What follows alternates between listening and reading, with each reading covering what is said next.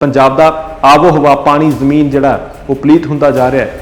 पंजाब नूं बाकी सूबियां वाला देखना पै रहा। आखिरकार अजिहे हालातां 'च क्यों पहुंचा?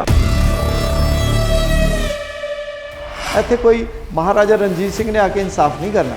ਇੱਥੇ ਦਾ ਜਿਹੜੇ अफसर है भावें वो IAS है IPS है, इन्हां दे हत्थ विच ही सारी पब्लिक नूं जस्टिस देण दी ताकत है। कि उन्होंने मैनू कहा कि आ इंतकाल जिहड़ा हैगा आ कोई हैबोवाल जगह हैगी आ शहर दे विच ही, उत्थे दा इंतकाल एक पर्टिकुलर पार्टी के नाम से करना हैगा। मैं उन्होंने मौके पर कहता गया तुसीं सिफारिशां कराई जाते हो, ये तुहाडा हक किवें बनदा है दसो मैनू। तां इस तो पहला कि अगला सोमवार आंदा, ये वीरवार की गल है, तो मेरे शुक्रवार बदली के ऑर्डर आ गए। थोड़ी केड़ रखी जाती है, रंजिश रखी जाती है कि इदां दे थां ते जाके बंदे नूं सुट्टो जिथे इहनूं अकल आ जाए। मेरे कन्ना 'च गल पई, उन्होंने कहा कि कहना नहीं सी मनदा, हुण कहंदे पानी भी घरों ले जाके पीना पिया करो, फिर इहनूं पता लगेगा पंगा किवें लईदा। कुछ फैसले इदां दे भी करने पे जिहड़े लोकां दे हित दे विच नहीं सीगे, पर तुसीं चाहुंदे सी कि लोकां दे हित वाले फैसले होण, पर तुहाडे उपर प्रैशर पोलीटिकल क्लास दा रिहा। लोक भले दे एक ऑर्डर सीगे, हुक्म सीगे, ते जिहदे नाल ट्रांसपेरेंसी भी रहनी सी, सरकार नूं रेवन्यू भी वध मिलना सीगा, लेकिन पोलीटिकल प्रैशर करके मुख्यमंत्री जी के आदेश करके वो हुक्म जिहड़े सीगे वधिया हुक्म सीगे, लेकिन वापस लेने पे। लुट्टां खोहां भी कोई सियासी आगुआं दे हत्थां ते जां उन्हां दे इशारे ते हो रहीआं। फैसला जो पोलीटिकल मास्टर करे वो ब्यूरोक्रेट नूं मन लेना चाहिए, क्योंकि जिहड़ी जवाबदेही है वो पोलीटिकल क्लास की है। कि बहुत सारिया नजायज़ चीज़ां होईयां, नौजवानों के कतल भी, धक्के, बहुत सारिया चीज़ां, ये अफसरां की नज़र दे विच रहीआं सारिया चीज़ां।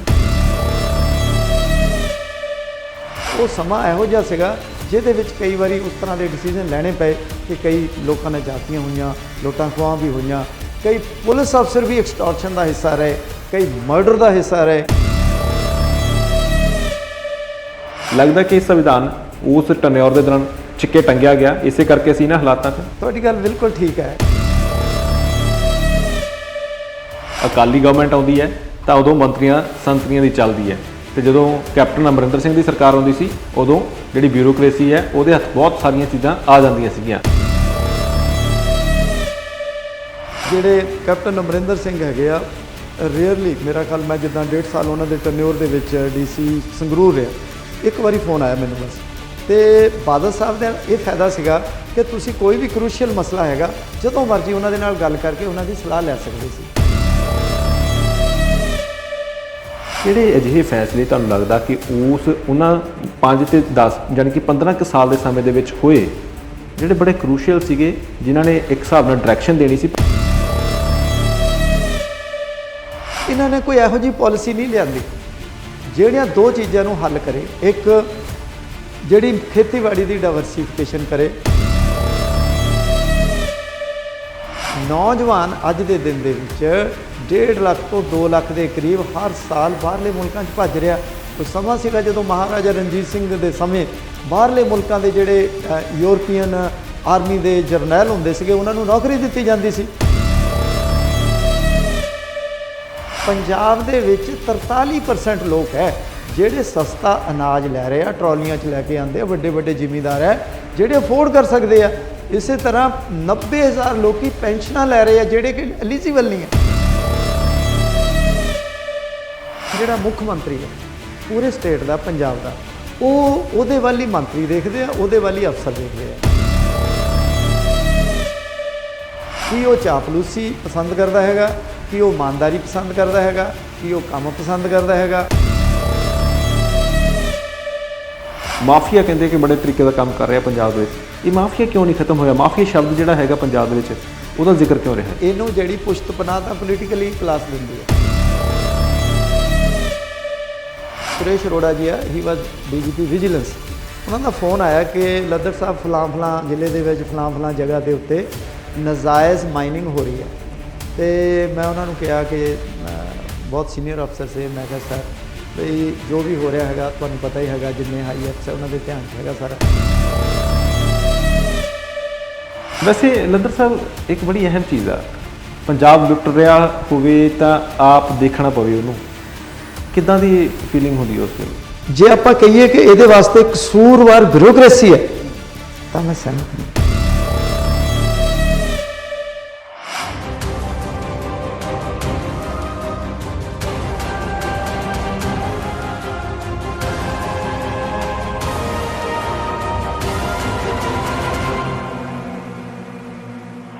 ਪ੍ਰੋਗਰਾਮ ਅਫਸਰਸ਼ਾਹ ਤੁਹਾਡੇ ਨਾਲ ਤੁਹਾਡਾ ਆਪਣਾ ਦੋਸਤ ਹਰਦੀਪ ਸਿੰਘ ਭੋਗਲ। ਦੋਸਤੋ, ਕੋਸ਼ਿਸ਼ ਕਰ ਰਹੇ ਹਾਂ ਪੰਜਾਬ ਦੇ ਬਾਰੇ ਚਰਚਾ ਕਰਨ ਦੀ, ਚਿੰਤਨ ਕਰਨ ਦੀ। ਪੰਜਾਬ ਜਿਨ੍ਹਾਂ ਹਾਲਾਤਾਂ ਦੇ ਵਿੱਚ ਹੈਗਾ, ਜਿਸ ਤਰੀਕੇ ਨਾਲ ਇਸ ਵਕਤ ਅਸੀਂ ਸਿੱਧੇ ਤੌਰ ਤੇ ਕਹਿ ਸਕਦੇ ਹਾਂ ਕਿ ਨੌਜਵਾਨ ਪੰਜਾਬ ਦੇ ਵਿੱਚ ਰਹਿਣਾ ਨਹੀਂ ਚਾਹੁੰਦਾ, ਵਿਦੇਸ਼ਾਂ ਦੇ ਵੱਲ ਕੂਚ ਕਰ ਚੁੱਕਾ ਹੈਗਾ। ਲਗਾਤਾਰ ਹਜ਼ਾਰਾਂ ਦੀ ਗਿਣਤੀ ਦੇ ਵਿੱਚ ਨੌਜਵਾਨ ਪੰਜਾਬ ਦੀ ਧਰਤੀ ਛੱਡ ਕੇ ਜਾ ਰਹੇ ਨੇ। ਪੰਜਾਬ ਦੇ ਵਿੱਚ ਪੰਜਾਬ ਦਾ ਆਬੋ ਹਵਾ, ਪਾਣੀ, ਜ਼ਮੀਨ ਜਿਹੜਾ ਉਹ ਪਲੀਤ ਹੁੰਦਾ ਜਾ ਰਿਹਾ ਹੈ। ਪੰਜਾਬ ਨੂੰ ਬਾਕੀ ਸੂਬਿਆਂ ਵੱਲ ਦੇਖਣਾ ਪੈ ਰਿਹਾ। ਆਖਿਰਕਾਰ ਅਜਿਹੇ ਹਾਲਾਤਾਂ 'ਚ ਕਿਉਂ ਪਹੁੰਚਿਆ? ਕੀ ਵਰਤਮਾਨ ਦੇ ਵਿੱਚ ਜਾਂ ਭਵਿੱਖ ਦੇ ਵਿੱਚ, ਜਾਂ ਫਿਰ ਜਦੋਂ ਅਸੀਂ ਬਹੁਤ ਸਾਰੀਆਂ ਚੀਜ਼ਾਂ ਨੂੰ ਚਰਚਾ ਦੇ ਵਿੱਚ ਲਿਆਉਂਦੇ ਹਾਂ, ਕਿ ਇੱਦਾਂ ਦੇ ਫੈਸਲੇ ਹੋਏ ਸਾਡੇ ਪਾਸਟ ਦੇ ਵਿੱਚ ਕਿ ਉਹਨਾਂ ਦੇ ਕਾਰਨ ਅੱਜ ਅਸੀਂ ਇਹਨਾਂ ਹਾਲਾਤਾਂ ਦੇ ਵਿੱਚ ਹਾਂ? ਇੱਕ ਕਲਾਸ ਜਿਹੜੀ ਹੈ, ਅਫਸਰਸ਼ਾਹੀ ਕਲਾਸ ਜਿਹੜੀ ਹੁੰਦੀ ਹੈ, ਅਫਸਰ ਜਿਹੜੇ ਹੁੰਦੇ ਨੇ, ਉਹਨਾਂ ਦੇ ਹੱਥ ਵੀ ਪੰਜਾਬ ਦਾ ਬਹੁਤ ਕੁਝ ਹੁੰਦਾ ਹੈ। ਅੱਜ ਸਾਡੇ ਨਾਲ ਰਿਟਾਇਰਡ IAS ਅਫਸਰ SR ਲੱਦਰ ਨੇ। ਗੱਲਬਾਤ ਕਰਕੇ ਸਮਝਾਂਗੇ ਕਿ ਇਹਨਾਂ ਦੇ ਸਮੇਂ ਦੇ ਦੌਰਾਨ ਕੀ ਕੁਝ ਅਜਿਹਾ ਹੋਇਆ ਜਿਹੜਾ ਪੰਜਾਬ ਦੇ ਵਿਰੁੱਧ ਚੱਲ ਗਿਆ। ਸਰ, ਸਭ ਤੋਂ ਪਹਿਲਾਂ ਬਹੁਤ ਬਹੁਤ ਸਵਾਗਤ ਤੁਹਾਡਾ। ਸਤਿ ਸ੍ਰੀ ਅਕਾਲ ਸਰ, ਤੁਹਾਡਾ ਜ਼ਿਕਰ ਕਰੀਏ ਕਿਉਂਕਿ ਅਕਸਰ ਤੁਹਾਡੇ ਨਾਲ ਮੁਲਾਕਾਤ ਹੁੰਦੀ ਰਹੀ ਹੈ, ਪਰ ਅੱਜ ਪੰਜਾਬ ਦੇ ਸੰਦਰਭ ਦੇ ਵਿੱਚ ਪਹਿਲੀ ਵਾਰ ਚਿੰਤਨ ਕਰਨ ਲੱਗੇ ਹਾਂ। ਪਰ ਸਭ ਤੋਂ ਪਹਿਲਾਂ ਤੁਹਾਡੇ ਸਫ਼ਰ ਦੀ ਗੱਲ, ਕਿ ਇਹ ਜਿਹੜੀ ਤੁਹਾਡੀ, ਕਿਉਂਕਿ ਐਸੀ ਭਾਈਚਾਰੇ ਨਾਲ ਤੁਸੀਂ ਸੰਬੰਧ ਰੱਖਦੇ ਹੋ, ਤਾਂ ਉਸ ਤੋਂ ਲੈ ਕੇ IAS ਤੱਕ ਦਾ ਜਿਹੜਾ ਸਫ਼ਰ ਹੈਗਾ, ਮੈਨੂੰ ਲੱਗਦਾ ਕਿ ਆਸਾਨ ਨਹੀਂ ਰਿਹਾ ਹੋਵੇਗਾ। ਹਰਦੀਪ ਜੀ, ਤੁਸੀਂ ਬਿਲਕੁਲ ਵਜ੍ਹਾ ਫਰਮਾਇਆ ਕਿ ਮੈਂ ਆਪਣਾ, ਜਿਸ ਤਰ੍ਹਾਂ ਪੰਜਾਬ ਦੇ ਦੁਆਬਾ ਰੀਜਨ ਦੇ ਵਿੱਚ ਪਿੰਡ ਗਦਾਨੀ, ਬਲਾਕ ਬੰਗਾ, ਨਵਾਂਸ਼ਹਿਰ ਜ਼ਿਲ੍ਹੇ ਦੇ ਵਿੱਚ ਮੇਰਾ ਜਨਮ ਹੋਇਆ ਸੀਗਾ। ਉਸ ਵੇਲੇ ਸਾਡੇ ਪਿੰਡ ਦੇ ਵਿੱਚ ਇੱਕ ਵੀ ਪੜ੍ਹਿਆ ਲਿਖਿਆ ਵਿਅਕਤੀ ਨਹੀਂ ਸੀਗਾ। ਮੇਰੇ ਪਰਿਵਾਰ ਦੇ ਵਿੱਚੋਂ ਮੈਂ, ਮੇਰੀ ਸਿਸਟਰ, ਮੇਰੇ ਬ੍ਰਦਰ, ਅਸੀਂ ਪਹਿਲੀ ਵਾਰੀ ਕਾਲਜ ਗਏ ਸੀਗੇ ਜੀ। ਸਰਕਾਰੀ ਸਕੂਲ ਦੇ ਵਿੱਚ ਦੂਜੇ ਪਿੰਡ ਜਾ ਕੇ ਪੜ੍ਹਨਾ ਸ਼ੁਰੂ ਕੀਤਾ ਸੀਗਾ, ਤੇ ਮਾਂ-ਬਾਪ ਵੀ ਅਨਪੜ੍ਹ ਸੀਗੇ। ਮੇਰੇ ਦਾਦਾ ਜੀ ਸਕੂਲੇ ਸਾਡੀ ਉਂਗਲੀ ਫੜ ਕੇ ਦਾਖਲ ਕਰਾਇਆ ਹੈ। ਉਸ ਤੋਂ ਬਾਅਦ ਨਾ ਕਦੇ ਮੇਰੇ ਮਾਤਾ-ਪਿਤਾ ਨੇ ਤਾਂ ਕਦੇ ਵੀ ਸਕੂਲ ਕਾਲਜ ਦੇਖਿਆ ਨਹੀਂ ਸੀਗਾ, ਯੂਨੀਵਰਸਿਟੀ ਨਹੀਂ ਦੇਖੀ ਸੀ, ਤੇ ਮੇਰੇ ਦਾਦਾ ਜੀ ਨੇ ਵੀ ਇੱਕ ਵਾਰੀ ਐਡਮਿਸ਼ਨ ਕਰਾਤਾ, ਉਸ ਤੋਂ ਬਾਅਦ ਕਦੇ ਉਹ ਵੀ ਨਹੀਂ ਗਏ। ਸੋ ਇੱਕ ਆਪਣੇ ਆਪ ਹੀ ਅਸੀਂ ਪੜ੍ਹਦੇ ਫਿਰ ਪ੍ਰਾਇਮਰੀ ਤੋਂ ਹਾਈ ਤੋਂ ਕਾਲਜ ਤੋਂ ਅੱਗੇ ਵੱਡੇ ਕਾਲਜਾਂ ਦੇ ਵਿੱਚ, ਇੰਜੀਨੀਅਰਿੰਗ ਕਾਲਜ ਦੇ ਵਿੱਚ ਗਏ।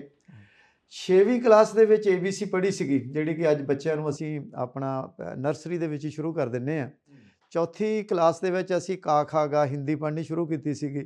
ਸੋ ਉਹਨਾਂ ਹਾਲਾਤਾਂ ਦੇ ਵਿੱਚ ਅਸੀਂ ਆਪਣਾ ਜਦੋਂ ਪੜ੍ਹਨਾ ਸ਼ੁਰੂ ਕੀਤਾ ਸੀਗਾ, ਤਾਂ ਹਾਲਾਤ ਜਿਹੜੇ ਕੋਈ ਜ਼ਿਆਦਾ ਫੇਵਰੇਬਲ ਨਹੀਂ ਸੀਗੇ, ਪਰ ਕੁਛ ਪਰਮਾਤਮਾ ਦੀ ਕਿਰਪਾ ਕਹਿ ਲਓ, ਬਾਬਾ ਸਾਹਿਬ ਅੰਬੇਡਕਰ ਦੀ ਜੋ ਸਾਨੂੰ ਉਹਨਾਂ ਨੇ ਸਾਡੇ ਸਮਾਜ ਨੂੰ ਖਾਸ ਕਰਕੇ ਪੜ੍ਹਾਈ ਅਤੇ ਨੌਕਰੀ ਦੀ ਜਿਹੜੇ ਉਹਨਾਂ ਨੇ ਦਰਵਾਜ਼ੇ ਖੋਲ੍ਹੇ, ਉਸ ਦੀ ਬਦੌਲਤ ਕਹਿ ਲਓ ਕਿ ਹਰ ਵੇਲੇ ਇੱਕ ਮਨ ਦੇ ਵਿੱਚ ਇੱਛਾ ਸੀ ਕਿ ਬਈ ਆਪਣਾ ਕਲਾਸ ਦੇ ਵਿੱਚ, ਪਹਿਲਾਂ ਸਕੂਲ ਦੇ ਦਿਨਾਂ ਦੇ ਵਿੱਚ ਹਰ ਕਲਾਸ ਦੇ ਵਿੱਚ ਕੁਛ ਬਾਕੀਆਂ ਤੋਂ ਅੱਛਾ ਕੀਤਾ ਜਾਵੇ, ਕਾਲਜ ਦੇ ਵਿੱਚ ਅੱਛਾ ਕੀਤਾ ਜਾਵੇ।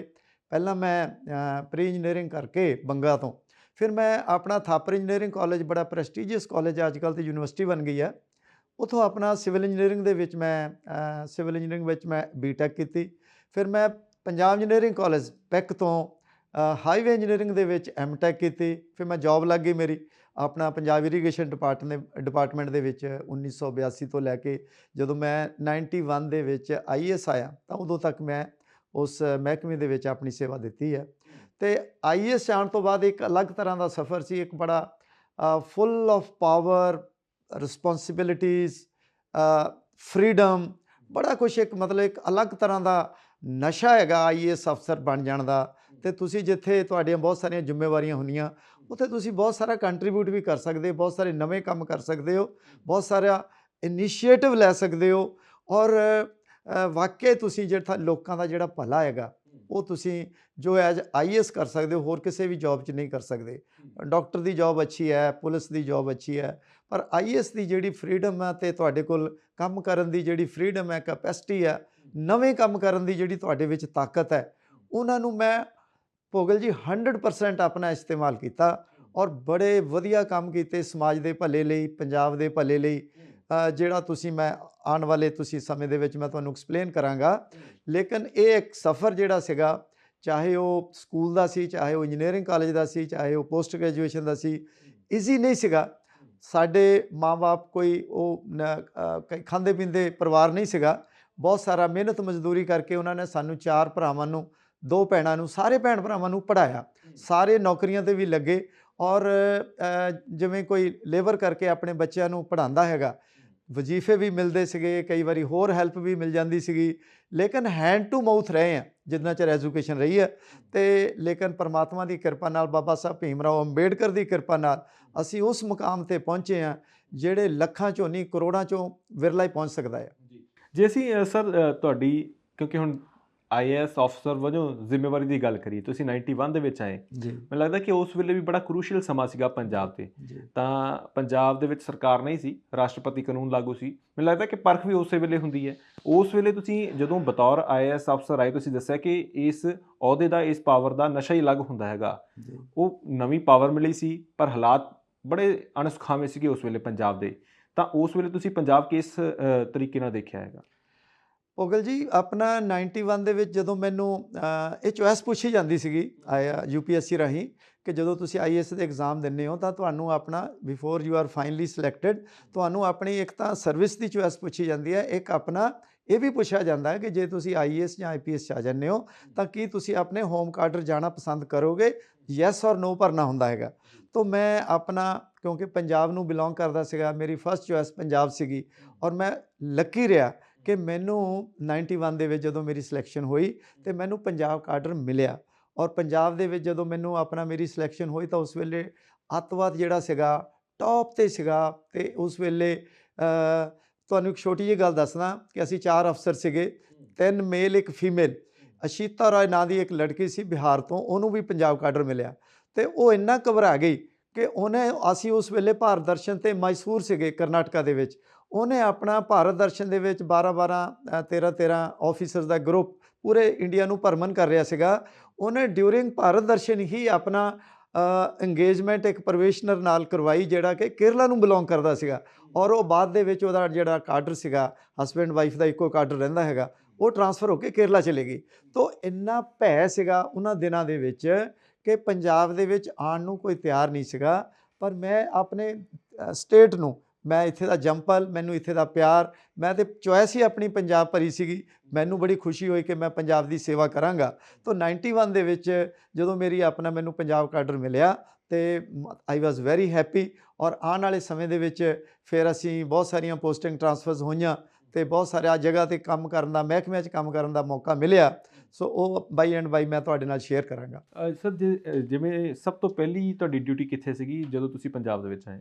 ਮੈਂ ਪੰਜਾਬ ਦੇ ਵਿੱਚ ਜਦੋਂ ਜੁਆਇਨ ਕੀਤਾ ਅਤੇ ਮੈਂ 2 ਜਗ੍ਹਾ SDM ਰਿਹਾ, ਇੱਕ ਲੁਧਿਆਣਾ, ਉਸ ਵੇਲੇ, ਹੁਣ 2 ਸਬ ਡਿਵੀਜ਼ਨ ਹੈ, ਉਸ ਵੇਲੇ ਇੱਕੋ ਹੀ ਸੀ। ਫਿਰ ਮੈਂ ਬਾਕੀ ਦਾ ਟਰਨਿਓਰ 6 ਮਹੀਨੇ ਤੋਂ ਬਾਅਦ ਮੇਰੀ ਟਰਾਂਸਫਰ ਹੋ ਗਈ ਸੀ ਆਪਣਾ ਦਸੂਹਾ, ਅਤੇ ਬਾਕੀ ਦਾ ਮੈਂ ਟਰਨਿਓਰ ਉੱਥੇ ਰਿਹਾ।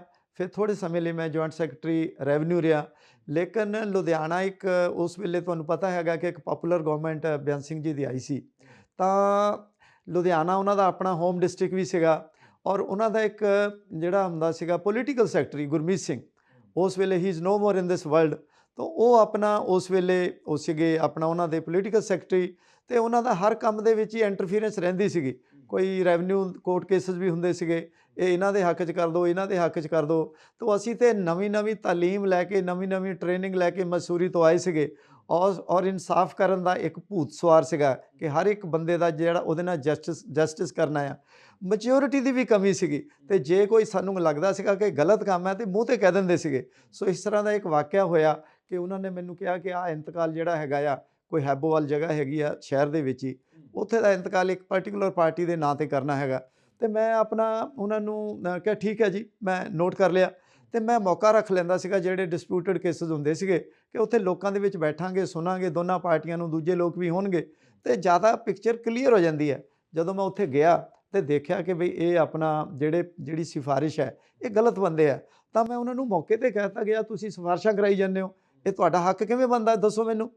ਤਾਂ ਇਸ ਤੋਂ ਪਹਿਲਾਂ ਕਿ ਅਗਲਾ ਸੋਮਵਾਰ ਆਉਂਦਾ, ਇਹ ਵੀਰਵਾਰ ਦੀ ਗੱਲ ਹੈ, ਅਤੇ ਮੇਰੇ ਸ਼ੁੱਕਰਵਾਰ ਬਦਲੀ ਦੇ ਆਰਡਰ ਆ ਗਏ। ਅਤੇ ਮੈਂ ਆਪਣਾ ਲੇਕਿਨ ਉਸ ਇੰਸੀਡੈਂਟ ਨੂੰ ਐਜ ਏ ਲੈਸਨ ਲਿਆ ਔਰ ਉਹਨਾਂ ਆਰਡਰਾਂ ਦੇ ਵਿੱਚ ਹੀ ਫਾਈਲ 'ਤੇ ਹੱਥ ਨਾਲ ਲਿਖ ਦਿੱਤਾ ਕਿ ਇਹ ਮੈਨੂੰ ਕਿਉਂ ਟਰਾਂਸਫਰ ਹੋਈ ਆ, ਉਹਦਾ ਕਾਰਨ ਲਿਖਿਆ ਤੇ ਨਾਲ ਉਹਨਾਂ ਨੂੰ ਬੁਲਾ ਕੇ ਜਿਹੜੀ ਪਾਰਟੀ ਸੀਗੀ ਉਹਨਾਂ ਨੂੰ ਇੱਕ ਫੋਟੋਕਾਪੀ ਸਾਈਨ ਕਰਕੇ ਮੋਹਰ ਲਾ ਕੇ ਦੇਤੀ ਕਿ ਇਹ ਤੁਹਾਡੇ ਕੋਲ ਇੱਕ ਆਪਣਾ ਤਸਦੀਕ ਰਵੇ, ਇੱਕ ਸਨਦ ਰਵੇ ਕਿ ਵੀ ਤੁਹਾਡੇ ਨਾਲ ਆਉਣ ਵਾਲੇ ਸਮੇਂ ਦੇ ਵਿੱਚ ਮੇਰੇ ਤੋਂ ਬਾਅਦ ਜਿਹੜੇ ਅਫਸਰ ਨੇ ਉਹ ਧੱਕਾ ਵੀ ਨਾ ਕਰ ਸਕੇ। ਇਸ ਕਰਕੇ ਇਹੋ ਜਿਹੇ ਜਿਹੜੇ ਮੈਂ ਸਮਝਦਾ ਕਿ ਪੰਗੇ ਵਾਲੇ ਕੰਮ ਹੈ ਇਹ ਸ਼ੁਰੂ ਦੇ ਵਿੱਚ ਹੀ ਸ਼ੁਰੂ ਕਰ ਦਿੱਤੇ ਸੀਗੇ ਕਿ ਕਿਸੇ ਨਾਲ IAS ਅਫਸਰ ਜਿਹੜਾ ਹੈਗਾ, ਦੇਖੋ ਅੱਜ ਦਾ ਜਿਹੜਾ ਸਿਸਟਮ ਹੈ ਇੱਥੇ ਕੋਈ ਮਹਾਰਾਜਾ ਰਣਜੀਤ ਸਿੰਘ ਨੇ ਆ ਕੇ ਇਨਸਾਫ ਨਹੀਂ ਕਰਨਾ।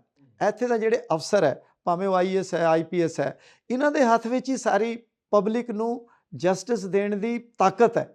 ਸੋ ਸਿਸਟਮ ਸੰਵਿਧਾਨ ਇਹੋ ਜਿਹਾ ਸਾਡਾ ਕਿ ਅਫਸਰਾਂ ਨੇ ਹੀ ਉਹਨਾਂ ਕੋਲ ਕਨਸਟੀਟਿਊਸ਼ਨਲ ਰਾਈਟਸ ਹੈ, ਕਨਸਟੀਟਿਊਸ਼ਨਲ ਪਾਵਰਸ ਹੈ, ਤੇ ਜੇ ਉਹ ਜਸਟਿਸ ਨਹੀਂ ਦੇਣਗੇ ਖਾਸ ਕਰਕੇ IAS ਤਾਂ ਲੋਕਾਂ ਦਾ ਵਿਸ਼ਵਾਸ ਉੱਠ ਜਾਏਗਾ। ਲਦਰ ਸਾਹਿਬ, ਜਿਵੇਂ ਤੁਸੀਂ ਜ਼ਿਕਰ ਕਰ ਰਹੇ ਸੀਗੇ ਕਿ ਬਹੁਤ ਸਾਰੀਆਂ ਚੀਜ਼ਾਂ ਉਸ ਵੇਲੇ ਇਦਾਂ ਦੀਆਂ ਹੋਈਆਂ ਕਿ ਪਾਵਰ ਦੇ ਨਾਲ ਫੈਸਲੇ ਲਏ ਜਾਂਦੇ ਰਹੇ। ਜਦੋਂ ਪਹਿਲੀ ਵਾਰ ਸਰਕਾਰ ਬਣੀ ਤਾਂ ਬਹੁਤ ਸਾਰੀਆਂ ਇਦਾਂ ਦੀਆਂ ਚੀਜ਼ਾਂ ਹੋਈਆਂ, ਤੁਹਾਡੇ ਹੱਥ ਦੇ ਵਿੱਚ ਜਿੰਨੀ ਪਾਵਰ ਸੀ ਤੁਸੀਂ ਇਸਤੇਮਾਲ ਕਰਨ ਦੀ ਕੋਸ਼ਿਸ਼ ਕੀਤੀ। ਲੱਗਦਾ ਕਿ ਉਸ ਸਮੇਂ ਦੇ ਦੌਰਾਨ ਬਹੁਤ ਧੱਕੇ ਹੋਏ ਨੇ। ਭੋਗਲ ਜੀ ਇਸ ਤਰ੍ਹਾਂ ਹੈਗਾ ਆ ਕਿ ਵੀ ਦੇਖੋ ਜਿਹੜਾ ਅਫਸਰ ਜਿੰਨਾ ਕੁ ਪ੍ਰੈਸ਼ਰ ਝੱਲ ਸਕਦਾ ਉਹ ਝੱਲ ਸਕਦਾ ਹੈ, ਚੱਲਦਾ ਆ।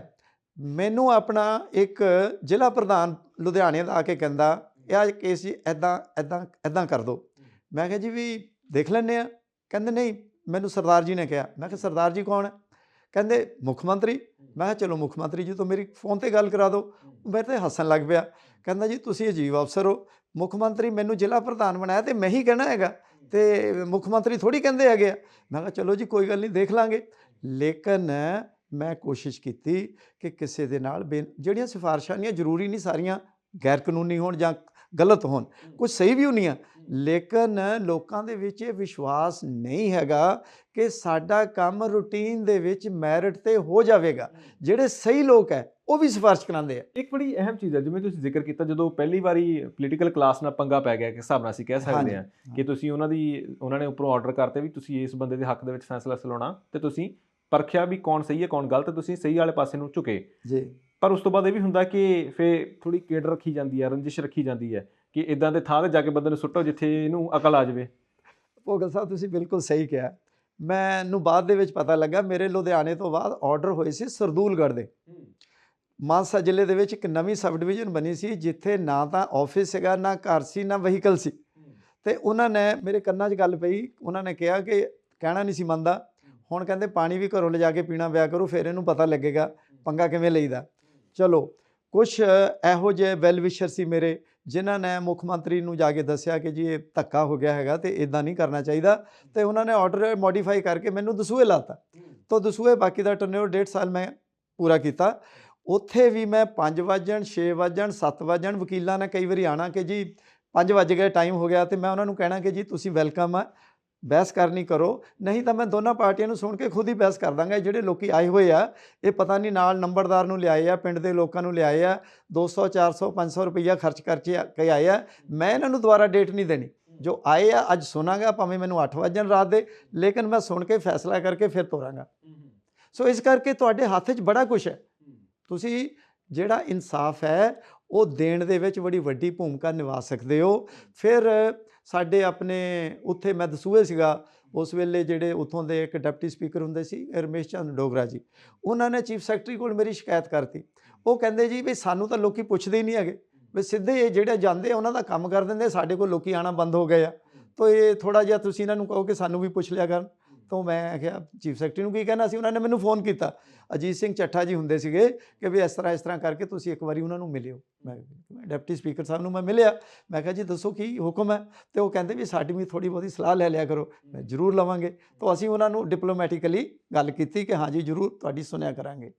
ਇਹ ਸਰ ਇੱਕ ਬੜੀ ਅਹਿਮ ਚੀਜ਼ ਹੈ, ਜਦੋਂ ਅਸੀਂ ਵੱਖ-ਵੱਖ ਜ਼ਿਲ੍ਹਿਆਂ ਦੇ ਵਿੱਚ ਜਾਂਦੇ ਹਾਂ, ਤੁਸੀਂ ਮੈਨੂੰ ਲੱਗਦਾ ਕਿ 4 ਜ਼ਿਲ੍ਹਿਆਂ ਦੇ ਵਿੱਚ ਬਤੌਰ DC ਰਹੇ ਹੋ, ਉਸ ਤੋਂ ਬਾਅਦ ਤੁਹਾਨੂੰ ਕਮਿਸ਼ਨਰ ਦੇ ਵਜੋਂ ਵੀ ਜ਼ਿੰਮੇਵਾਰੀਆਂ ਨਿਭਾਉਣ ਦਾ ਮੌਕਾ ਮਿਲਿਆ ਹੈਗਾ ਜੀ। ਇਸ ਸਮੇਂ ਦੇ ਦੌਰਾਨ ਲੱਗਿਆ ਕਿ ਕੁਝ ਫੈਸਲੇ ਇੱਦਾਂ ਦੇ ਵੀ ਕਰਨੇ ਪਏ ਜਿਹੜੇ ਲੋਕਾਂ ਦੇ ਹਿੱਤ ਦੇ ਵਿੱਚ ਨਹੀਂ ਸੀਗੇ, ਪਰ ਤੁਸੀਂ ਚਾਹੁੰਦੇ ਸੀ ਕਿ ਲੋਕਾਂ ਦੇ ਹਿੱਤ ਵਾਲੇ ਫੈਸਲੇ ਹੋਣ, ਪਰ ਤੁਹਾਡੇ ਉੱਪਰ ਪ੍ਰੈਸ਼ਰ ਪੋਲੀਟੀਕਲ ਕਲਾਸ ਦਾ ਰਿਹਾ। ਭੋਗਲ ਜੀ ਮੈਂ ਇੱਕ ਸਪੈਸ਼ਲ ਇੰਸੀਡੈਂਟ ਤੁਹਾਨੂੰ ਇਸ ਤਰ੍ਹਾਂ ਦਾ ਨਰੇਟ ਕਰਾਂਗਾ ਪਬਲਿਕ ਲਈ ਕਿ ਮੈਂ ਜਦੋਂ DC ਸੰਗਰੂਰ ਸੀਗਾ ਅਤੇ ਮੈਂ ਚੌਥੇ ਜ਼ਿਲ੍ਹੇ 'ਚ ਉਸ ਵੇਲੇ ਕੰਮ ਕਰ ਰਿਹਾ ਸੀਗਾ, ਤਾਂ ਧਨੌਲਾ ਇੱਕ ਸਬ ਡਿਵੀਜ਼ਨ ਸੀਗੀ, ਸਬ ਤਹਿਸੀਲ ਸੀਗੀ। ਉੱਥੇ 1 ਕਰੋੜ ਰੁਪਏ ਦੀ ਖੋਹ ਹੋ ਗਈ ਨਗਦ ਪੈਸੇ ਦੀ। ਤਾਂ ਜਦੋਂ ਮੇਰੇ ਕੋਲ ਧਿਆਨ 'ਚ ਗੱਲ ਆਈ ਤਾਂ ਮੈਂ ਇੱਕ ਆਰਡਰ ਪਾਸ ਕੀਤਾ ਕਿ ਅੱਜ ਤੋਂ ਬਾਅਦ ਜਿੰਨੇ ਵੀ ਰਜਿਸਟਰੀਆਂ ਹੋਣਗੀਆਂ ਉਹਦੇ ਵਿੱਚ ਕੋਈ ਵੀ ਨਗਦ ਲੈਣ ਦੇਣ ਨਹੀਂ ਹੋਏਗਾ। ਸਾਰਾ ਤਹਿਸੀਲਦਾਰ ਦੇ ਕੋਲ ਆ ਕੇ ਆਪਣਾ ਉਹ ਜਾਂ ਤਾਂ ਡਰਾਫਟ ਡੀਡੀ ਜਾਂ ਚੈੱਕ ਤੇ ਜਾਂ ਆਰਟੀਜੀਐਸ ਉਹਦਾ ਪ੍ਰੂਫ ਲੈ ਕੇ ਔਰ ਉਹਨੂੰ ਉਹਦੇ ਵਿੱਚ ਲਿਖਣਾ ਪਏਗਾ ਆਪਣੇ ਰਜਿਸਟਰੀ ਦੇ ਵਿੱਚ, ਤਾਂ ਰਜਿਸਟਰੀ ਸੰਪੰਨ ਹੋਏਗੀ। ਤੇ ਉਹ ਮਹੀਨਾ ਭਰ ਰਜਿਸਟਰੀਆਂ ਹੋਈਆਂ ਹੀ ਨਹੀਂ। ਲੋਕਾਂ ਦਾ ਜ਼ਿਆਦਾ ਹੁੰਦਾ ਕਿ ਨਗਦ ਪੈਸੇ ਦੇਣ ਲੈਣ ਕਰਦੇ ਆ। ਤਾਂ 31 ਜੁਲਾਈ 2007 ਨੂੰ ਆਪਣੇ ਸ਼ਹੀਦ ਊਧਮ ਸਿੰਘ ਜੀ ਦਾ ਆਪਣਾ ਮਾਰਟੀਰਡਮ ਡੇ ਹੁੰਦਾ ਹੈਗਾ, ਸੁਨਾਮ ਬੜਾ ਸਟੇਟ ਲੈਵਲ ਦਾ ਫੰਕਸ਼ਨ ਹੁੰਦਾ। ਮੁੱਖ ਮੰਤਰੀ ਜੀ ਆਏ ਤੇ ਆਪਣਾ ਕੁਛ ਐਮਐਲਏ ਤੇ ਕੁਛ ਆਪਣਾ ਮਿਨਿਸਟਰ ਵਗੈਰਾ ਸੀਐਮ ਸਾਹਿਬ ਦੇ ਨਾਲ ਘੁਸਰ ਮੁਸਰ ਜਿਹਾ ਕਰ ਰਹੇ ਆ ਤੇ ਸਟੇਜ ਤੇ ਬੈਠੇ ਉਹਨਾਂ ਨੇ ਮੈਨੂੰ ਬੁਲਾਇਆ ਤੇ ਮੈਨੂੰ ਪੁੱਛਣ ਲੱਗੇ ਕਿ ਆ ਜਿਹੜਾ ਤੁਸੀਂ ਆਰਡਰ ਕੀਤਾ ਹੈਗਾ ਕੋਈ ਵੀ ਸਾਰਾ ਰਜਿਸਟਰੀਆਂ ਇਸ ਤਰ੍ਹਾਂ ਹੋਣਗੀਆਂ, ਇਹ ਕੀ ਚੀਜ਼ ਹੈ? ਤਾਂ ਮੈਂ ਉਹਨਾਂ ਨੂੰ ਦੱਸਿਆ ਕਿ ਇਸ ਤਰ੍ਹਾਂ ਇਹਦੀ ਬੈਕਗਰਾਉਂਡ ਇਹ ਹੈਗੀ ਆ, ਇਹਦੇ ਨਾਲ ਇੱਕ ਤਾਂ ਲੁੱਟ ਖੋਹ ਨਹੀਂ ਹੋਏਗੀ, ਪਲੱਸ ਟਰਾਂਸਪੇਰੈਂਸੀ ਰਹੇਗੀ, ਪਲੱਸ ਗਵਰਨਮੈਂਟ ਨੂੰ ਰੈਵਨਿਊ ਸਹੀ ਆਏਗਾ। ਉਹ ਕਹਿੰਦੇ ਜੀ ਕੰਮ ਤਾਂ ਬਹੁਤ ਅੱਛਾ ਆ ਤੇ ਇਹਨੂੰ ਫਿਰ ਆਪਾਂ ਸਾਰੇ ਸਟੇਟ ਵਿੱਚ ਹੀ ਕਿਉਂ ਨਾ ਇੰਪਲੀਮੈਂਟ ਕਰੀਏ। ਮੈਂ ਕਿਹਾ ਜੀ ਇਹ ਵੀ ਬਹੁਤ ਅੱਛੀ ਗੱਲ ਹੈ। ਤੇ ਮੈਂ ਕਿਹਾ ਸਰ ਮੇਰੇ ਲਈ ਕੋਈ ਹੁਕਮ ਹੈਗਾ ਇਹਨਾਂ ਆਰਡਰਾਂ ਨੂੰ ਲੈ ਕੇ? ਕਹਿੰਦੇ ਤੁਸੀਂ ਫਿਲਹਾਲ ਇਹਨਾਂ ਨੂੰ ਵਾਪਸ ਲੈ ਲਓ। 2007 ਦੇ ਵਿੱਚ ਜੇ ਗਵਰਨਮੈਂਟ ਆਈ ਸੀ ਫਰਵਰੀ ਦੇ ਵਿੱਚ ਔਰ 2012 ਤੱਕ ਰਹੀ, ਉਹ ਆਰਡਰ ਦੁਬਾਰਾ ਕਿਸੇ ਵੀ ਸਰਕਾਰ ਵੱਲੋਂ ਫਿਰ ਜਾਰੀ ਨਹੀਂ ਹੋਏ, ਲੇਕਿਨ ਮੈਂ ਆਰਡਰ ਵਾਪਸ ਲੈ ਲਏ ਕਿਉਂਕਿ ਮੁੱਖ ਮੰਤਰੀ ਦਾ ਆਦੇਸ਼ ਸੀਗਾ ਕਿ ਇਹਨਾਂ ਨੂੰ ਤੁਸੀਂ ਆਪਣੇ ਇਕੱਲੇ ਜ਼ਿਲ੍ਹੇ 'ਚ ਨਾ ਲਾਗੂ ਕਰੋ, ਵਾਪਸ ਲੈ ਲਓ। ਤਾਂ ਅਸੀਂ ਵਾਪਸ ਲੈ ਲਏ। ਲੇਕਿਨ ਇਹ ਜਿਹੜੇ ਲੋਕ ਭਲੇ ਦੇ ਇੱਕ ਆਰਡਰ ਸੀਗੇ, ਹੁਕਮ ਸੀਗੇ ਤੇ ਜਿਹਦੇ ਨਾਲ ਟਰਾਂਸਪੇਰੈਂਸੀ ਵੀ ਰਹਿਣੀ ਸੀ, ਸਰਕਾਰ ਨੂੰ ਰੈਵਨਿਊ ਵੀ ਵੱਧ ਮਿਲਣਾ ਸੀਗਾ, ਲੇਕਿਨ ਪੋਲੀਟੀਕਲ ਪ੍ਰੈਸ਼ਰ ਕਰਕੇ ਮੁੱਖ ਮੰਤਰੀ ਜੀ ਦੇ ਆਦੇਸ਼ ਕਰਕੇ ਉਹ ਹੁਕਮ ਜਿਹੜੇ ਸੀਗੇ ਵਧੀਆ ਹੁਕਮ ਸੀਗੇ ਲੇਕਿਨ ਵਾਪਸ ਲੈਣੇ ਪਏ। ਬੜੀ ਹੈਰਾਨੀ ਦੀ ਗੱਲ ਹੈ ਕਿਉਂਕਿ law and order the situation ਜਿਹੜੀ ਵਿਗੜਦੀ ਹੈ ਕਈ ਵੇਲੇ ਇਸੇ ਕਰਕੇ ਵਿਗੜਦੀ ਹੈ ਕਿ ਪਤਾ ਲੱਗ ਜਾਂਦਾ ਕਿ ਬੰਦਾ ਰਜਿਸਟਰੀ ਕਰਾਉਣ ਆਇਆ, ਉਹ ਤੋਂ ਇੰਨੇ ਪੈਸੇ ਹੈਗੇ ਤਾਂ ਲੁੱਟ ਖੋਹ ਕਰ ਲਓ। ਜੇ ਡਰਾਫਟ ਲੈ ਕੇ ਜਾਵੇ ਤਾਂ ਮੈਨੂੰ ਲੱਗਦਾ ਸੀ ਉਹ ਚੀਜ਼ ਨਹੀਂ ਪੋਸੀਬਲ ਸੀਗੀ। ਲੱਗਦਾ ਕਿ ਇਹਦੇ ਪਿੱਛੇ ਵੀ ਫਿਰ ਲੁੱਟਾਂ ਖੋਹਾਂ ਵੀ ਕੋਈ ਸਿਆਸੀ ਆਗੂਆਂ ਦੇ ਹੱਥਾਂ ਤੇ ਜਾਂ ਉਹਨਾਂ ਦੇ ਇਸ਼ਾਰਿਆਂ ਤੇ ਹੋ ਰਹੀਆਂ।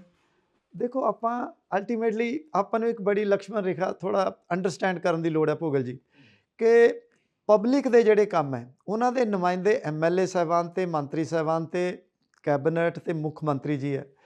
ਜਵਾਬਦੇਹ ਸਰਕਾਰ ਦੇ ਪ੍ਰਸ਼ਾਸਨ ਦੇ ਵਾਸਤੇ ਮੁੱਖ ਮੰਤਰੀ ਜੀ ਹੈ।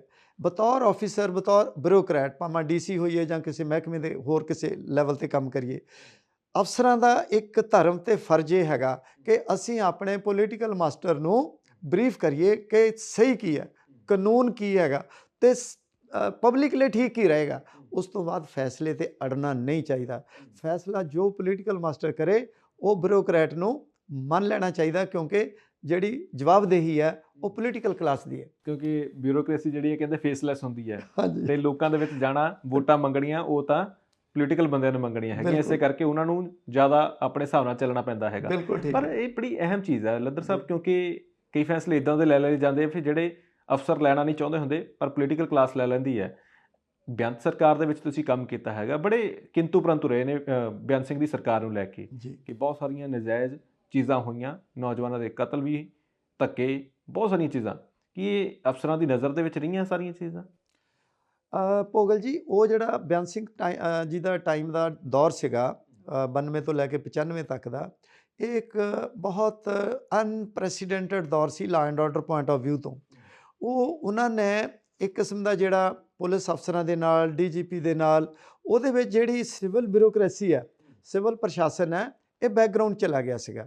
ਈਵਨ ਜਿਹੜਾ ਜ਼ਿਲ੍ਹਾ ਮੈਜਿਸਟ੍ਰੇਟ ਹੈ, ਪਹਿਲਾਂ ਜਿਹੜਾ ਐਸਐਸਪੀ ਦੀ ਰਿਪੋਰਟ ਲਿਖਦਾ ਹੁੰਦਾ ਸੀਗਾ, ਉਹ ਰਿਪੋਰਟ ਵੀ ਚੇਂਜ ਹੋ ਗਈ ਔਰ ਉਹ ਡੀਆਈਜੀ ਨੇ, ਆਈਜੀ ਨੇ ਲਿਖਣੀ ਸ਼ੁਰੂ ਕਰ ਦਿੱਤੀ। ਸੋ ਇਸ ਕਰਕੇ ਪੰਜਾਬ ਦੇ ਵਿੱਚ ਇਹ ਇੱਕ ਇਸ ਤਰ੍ਹਾਂ ਦਾ ਦੌਰ ਸੀ ਜਿਹਦੇ ਵਿੱਚ ਪੁਲਿਸ ਨੂੰ ਫ੍ਰੀ ਹੈਂਡ ਦਿੱਤਾ ਗਿਆ ਕਿ ਵੀ ਜੋ ਵੀ ਮਰਜ਼ੀ ਹੋਵੇ ਤੁਸੀਂ ਆਪਣਾ ਲਾਅ ਐਂਡ ਆਰਡਰ ਨੂੰ ਠੀਕ ਕਰਨਾ ਹੈ। ਸੋ ਇਸ ਗੱਲ ਦਾ ਆਪਾਂ ਨੂੰ, ਇਸ ਗੱਲ ਦਾ ਦੇਖੋ ਬਹੁਤ ਸਾਰੀਆਂ ਜਾਤੀਆਂ ਤੁਸੀਂ ਕਿਹਾ ਹੋਈਆਂ, ਮੈਂ ਵੀ ਮੰਨਦਾ ਹੋਈਆਂ, ਲੇਕਿਨ ਆਪਣਾ ਇਹ ਵੀ ਗੱਲ ਸਾਨੂੰ ਮੰਨਣੀ ਪਏਗੀ, ਪੰਜਾਬ ਪੁਲਿਸ ਨੂੰ ਐਪਰੀਸ਼ੀਏਟ ਕਰਨਾ ਪਏਗਾ ਕਿ ਦੁਨੀਆ ਦੇ ਵਿੱਚ ਜਿੱਥੇ ਵੀ ਅੱਤਵਾਦ ਆਇਆ ਕਿਤੇ ਖਤਮ ਨਹੀਂ ਹੋਇਆ।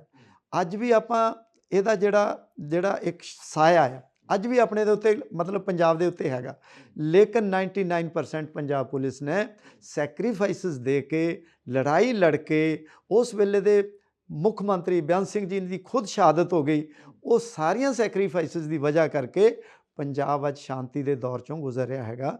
ਅੱਜ ਜਦੋਂ ਦੀ ਆਮ ਆਦਮੀ ਪਾਰਟੀ ਸਰਕਾਰ ਆਈ ਹੈ, ਮੈਂ ਪੋਲੀਟੀਕਲ ਗੱਲ ਨਹੀਂ ਕਰਾਂਗਾ, ਪਰ ਲਾ ਐਂਡ ਆਰਡਰ ਫਿਰ ਹੱਥੋਂ ਬਾਹਰ ਹੁੰਦਾ ਜਾ ਰਿਹਾ ਹੈਗਾ। ਸੋ ਇਸ ਕਰਕੇ ਉਹ ਸਮਾਂ ਇਹੋ ਜਿਹਾ ਸੀਗਾ ਜਿਹਦੇ ਵਿੱਚ ਕਈ ਵਾਰੀ ਉਸ ਤਰ੍ਹਾਂ ਦੇ ਡਿਸੀਜਨ ਲੈਣੇ ਪਏ ਕਿ ਕਈ ਲੋਕਾਂ ਨੇ ਜਾਤੀਆਂ ਹੋਈਆਂ, ਲੁੱਟਾਂ ਖੋਹਾਂ ਵੀ ਹੋਈਆਂ, ਕਈ ਪੁਲਿਸ ਅਫਸਰ ਵੀ ਐਕਸਟੋਰਸ਼ਨ ਦਾ ਹਿੱਸਾ ਰਹੇ, ਕਈ ਮਰਡਰ ਦਾ ਹਿੱਸਾ ਰਹੇ। ਤਾਂ ਉਸ ਤਰ੍ਹਾਂ ਦੀਆਂ ਗੱਲਾਂ ਬਾਤਾਂ ਜਿਹੜੀਆਂ ਹੈਗੀਆਂ ਜੁਡੀਸ਼ਰੀ ਨੇ ਵੀ ਕੱਢੀਆਂ, ਹਿਊਮਨ ਰਾਈਟਸ ਕਮਿਸ਼ਨਸ ਨੇ ਵੀ ਕੱਢੀਆਂ, ਬਹੁਤ ਸਾਰੀਆਂ ਇਨਕੁਆਇਰੀਆਂ ਨੇ ਵੀ ਕੱਢੀਆਂ। ਜਦੋਂ ਮੈਂ ਐਸਡੀਐਮ ਜਾਂ ਮੈਂ ਡੀਐਮ ਰਿਹਾ, ਉਸ ਵੇਲੇ ਵੀ ਮੈਂ ਇਹ ਸਾਰੀਆਂ ਚੀਜ਼ਾਂ ਦੇਖੀਆਂ ਹੁੰਦੀਆਂ ਰਹੀਆਂ ਔਰ ਉਹਨਾਂ ਦੀਆਂ ਇਨਕੁਆਇਰੀਆਂ ਵੀ ਕੀਤੀਆਂ। ਤਾਂ ਇਸ ਤਰ੍ਹਾਂ ਦੇ ਜਿਹੜੇ ਹੈਗੇ ਆ ਓਵਰਆਲ ਜਿਹੜਾ ਲਾ ਐਂਡ ਆਰਡਰ ਕੰਟਰੋਲ ਕੀਤਾ ਉਹ ਪੁਲਿਸ ਡਿਪਾਰਟਮੈਂਟ ਨੇ ਕੀਤਾ ਹੈਗਾ। ਤਾਂ ਵੀ ਮਸਟ ਐਪਰੀਸ਼ੀਏਟ ਕਿ ਵੀ ਪੁਲਿਸ ਨੇ ਵੀ ਬਹੁਤ ਵੱਡੇ ਐਸਐਸਪੀ ਤੱਕ, ਡੀਆਈਜੀ ਤੱਕ ਉਹਨਾਂ ਦੇ ਮਰਡਰ ਹੋਏ ਆ ਅੱਤਵਾਦੀਆਂ ਦੇ ਹੱਥੋਂ। ਸੋ ਬਹੁਤ ਵੇ ਲੋਕਾਂ ਦਾ ਘਾਣ ਹੋਇਆ, ਪੰਜਾਬ ਦਾ ਘਾਣ ਹੋਇਆ, ਬਹੁਤ ਨੁਕਸਾਨ ਹੋਇਆ।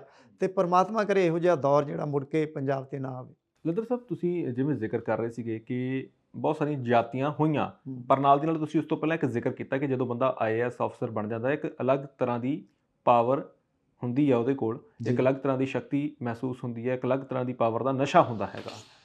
ਲੱਗਿਆ ਕਿ ਉਸ ਵੇਲੇ ਅਸਮਰੱਥ ਹੋ ਗਏ, ਉਹ ਪਾਵਰਾਂ ਸ਼ਾਇਦ ਗਾਇਬ ਹੋ ਗਈਆਂ। ਜਿਹੜੀਆਂ ਪਾਵਰਾਂ ਤੁਸੀਂ ਸੋਚ ਕੇ ਸਮਾਜ ਦੇ ਵਿੱਚ ਵਿਚਰਨਾ ਸੀ, ਬਹੁਤ ਸਾਰੀਆਂ ਚੀਜ਼ਾਂ ਇੱਦਾਂ ਦੀਆਂ ਹੋ ਰਹੀਆਂ ਸੀਗੀਆਂ ਜਿਨ੍ਹਾਂ ਨੂੰ ਤੁਸੀਂ ਰੋਕਣਾ ਚਾਹੁੰਦੇ ਸੀ, ਪਰ ਪੁਲਿਸ ਆਪਣੇ ਹਿਸਾਬ ਨਾਲ ਚੱਲ ਰਹੀ ਸੀ, ਪ੍ਰਸ਼ਾਸਨ ਆਪਣੇ ਹਿਸਾਬ ਨਾਲ ਚੱਲ ਰਿਹਾ ਸੀ, ਤੇ ਤੁਸੀਂ ਆਪਣੇ ਆਪ ਨੂੰ ਅਸਮਰੱਥ ਮਹਿਸੂਸ ਕੀਤਾ ਹੋਵੇ ਉਸ ਵੇਲੇ। ਦੇਖੋ ਆਪਣਾ ਭੋਗਲ ਜੀ, ਮੈਂ ਬਤੌਰ ਡਿਪਟੀ ਕਮਿਸ਼ਨਰ ਕਮ ਡਿਸਟ੍ਰਿਕਟ ਮੈਜਿਸਟ੍ਰੇਟ 4 ਜ਼ਿਲ੍ਹਿਆਂ 'ਚ ਰਿਹਾ, ਲੇਕਿਨ ਇਹ ਇੱਕ ਤੁਹਾਡੀ ਆਪਣੀ ਕੰਪੀਟੈਂਸੀ ਤੇ ਤਾਲਮੇਲ ਕਿੰਨਾ ਕੁ ਵਧੀਆ ਆ ਉਹ 'ਤੇ ਬਹੁਤ ਡਿਪੈਂਡ ਕਰਦਾ ਆ। ਮੈਨੂੰ 4 ਜ਼ਿਲ੍ਹਿਆਂ ਦਾ ਡੀਸੀ ਰਹਿ ਕੇ ਕਦੇ ਵੀ ਪੁਲਿਸ ਪ੍ਰਸ਼ਾਸਨ ਦੇ ਨਾਲ ਕਦੇ ਤਾਲਮੇਲ ਦੀ ਕਮੀ ਨਹੀਂ ਮਹਿਸੂਸ ਹੋਈ, ਕਿਉਂਕਿ ਸਮੇਂ ਦੇ ਐਸਐਸਪੀ ਦੇ ਨਾਲ, ਭਾਵੇਂ ਉਹ ਡਾਇਰੈਕਟ ਆਈਪੀਐਸ ਸੀਗਾ, ਭਾਵੇਂ ਉਹ ਪ੍ਰਮੋਟਿਵ ਆਫੀਸਰ ਸੀਗਾ, ਉਹਨਾਂ ਦੇ ਨਾਲ ਇੰਨਾ ਅੱਛਾ ਤਾਲਮੇਲ ਰੱਖਿਆ। ਕਿਉਂਕਿ ਬਹੁਤ ਸਾਰੇ ਕੰਮ ਇਹ ਜਿਹੜੇ ਡੀਸੀ ਕਰਨਾ ਚਾਹੁੰਦਾ ਉਹ ਪੁਲਿਸ ਦੀ ਹੈਲਪ ਤੋਂ ਬਗੈਰ ਨਹੀਂ ਹੋ ਸਕਦੇ। ਮੈਂ ਤੁਹਾਨੂੰ ਇੱਕ ਛੋਟਾ ਜਿਹਾ ਇੰਸੀਡੈਂਸ ਦੱਸਦਾ। ਜਦੋਂ ਮੈਂ ਡੀਸੀ ਬਠਿੰਡਾ ਸੀਗਾ ਤਾਂ ਇੱਕ ਕਿਸੇ ਬਾਲੜੀ ਦਾ ਸ਼ਡਿਊਲਡ ਕਾਸਟ ਲੜਕੀ ਦਾ ਉਹਦਾ ਰੇਪ ਹੋ ਗਿਆ। ਜਿਹਦੇ ਘਰ ਉਹਦੀ ਮਾਂ ਗੋਹਾ ਕੂੜਾ ਕਰਦੀ ਸੀਗੀ, ਮਾਂ ਨੂੰ ਬੁਖਾਰ ਹੋ ਗਿਆ, ਲੜਕੀ ਚਲੇ ਗਈ ਉਹਦੀ ਐਬਸੈਂਸ, 14-15 ਸਾਲ ਦੀ, ਉਹਦਾ ਰੇਪ ਹੋ ਗਿਆ। ਉਹ ਜਿਹੜਾ ਘਰ ਦਾ ਉਹਦਾ ਮਾਲਿਕ ਸੀਗਾ ਉਹਨੇ ਰੇਪ ਕਰਤਾ। ਤਾਂ ਉਹ 4-5 ਦਿਨ ਪੁਲਿਸ ਦੇ ਗੇੜੇ ਮਾਰਦੇ ਰਹੇ ਐਕਸ਼ਨ ਲੈਣ ਲਈ, ਡੀਡੀਆਰ ਹੋ ਗਈ ਪਰ ਕੋਈ ਐਕਸ਼ਨ ਨਹੀਂ ਹੋਇਆ, ਕੋਈ ਐਫਆਈਆਰ ਨਹੀਂ ਹੋਈ। ਤਾਂ 5ਵੇਂ ਦਿਨ ਉਹ ਮੇਰੇ ਕੋਲ ਮੇਰੇ ਦਫ਼ਤਰ ਆਏ ਤਾਂ ਉਹਨਾਂ ਨੇ ਇੱਕ ਅਰਜੀ ਲਈ, ਕੁੜੀ ਦੇ ਕੱਪੜੇ ਜਿਹੜੇ ਸੀਗੇ ਉਹ ਵੀ ਇੱਕ ਲਿਫਾਫੇ ਜਿਹੇ 'ਚ ਪਾਏ ਹੋਏ। ਮੈਂ ਸਮਝ ਗਿਆ ਸਾਰੀ ਗੱਲ, ਉਹਨਾਂ ਨੇ ਅਰਜੀ ਤੋਂ ਪੜ੍ਹ ਲਿਆ ਕਿ ਕੀ ਹੋਇਆ। ਤਾਂ ਇਮੀਡੀਏਟਲੀ ਮੈਂ ਡਿਸਟ੍ਰਿਕਟ ਅਟਾਰਨੀ ਨੂੰ ਬੁਲਾਇਆ। ਡਿਸਟ੍ਰਿਕਟ ਅਟਾਰਨੀ ਨਾਲ ਗੱਲ ਕਰਕੇ ਤੇ ਮੈਂ ਲੀਗਲ ਓਪੀਨੀਅਨ ਲਿਆ।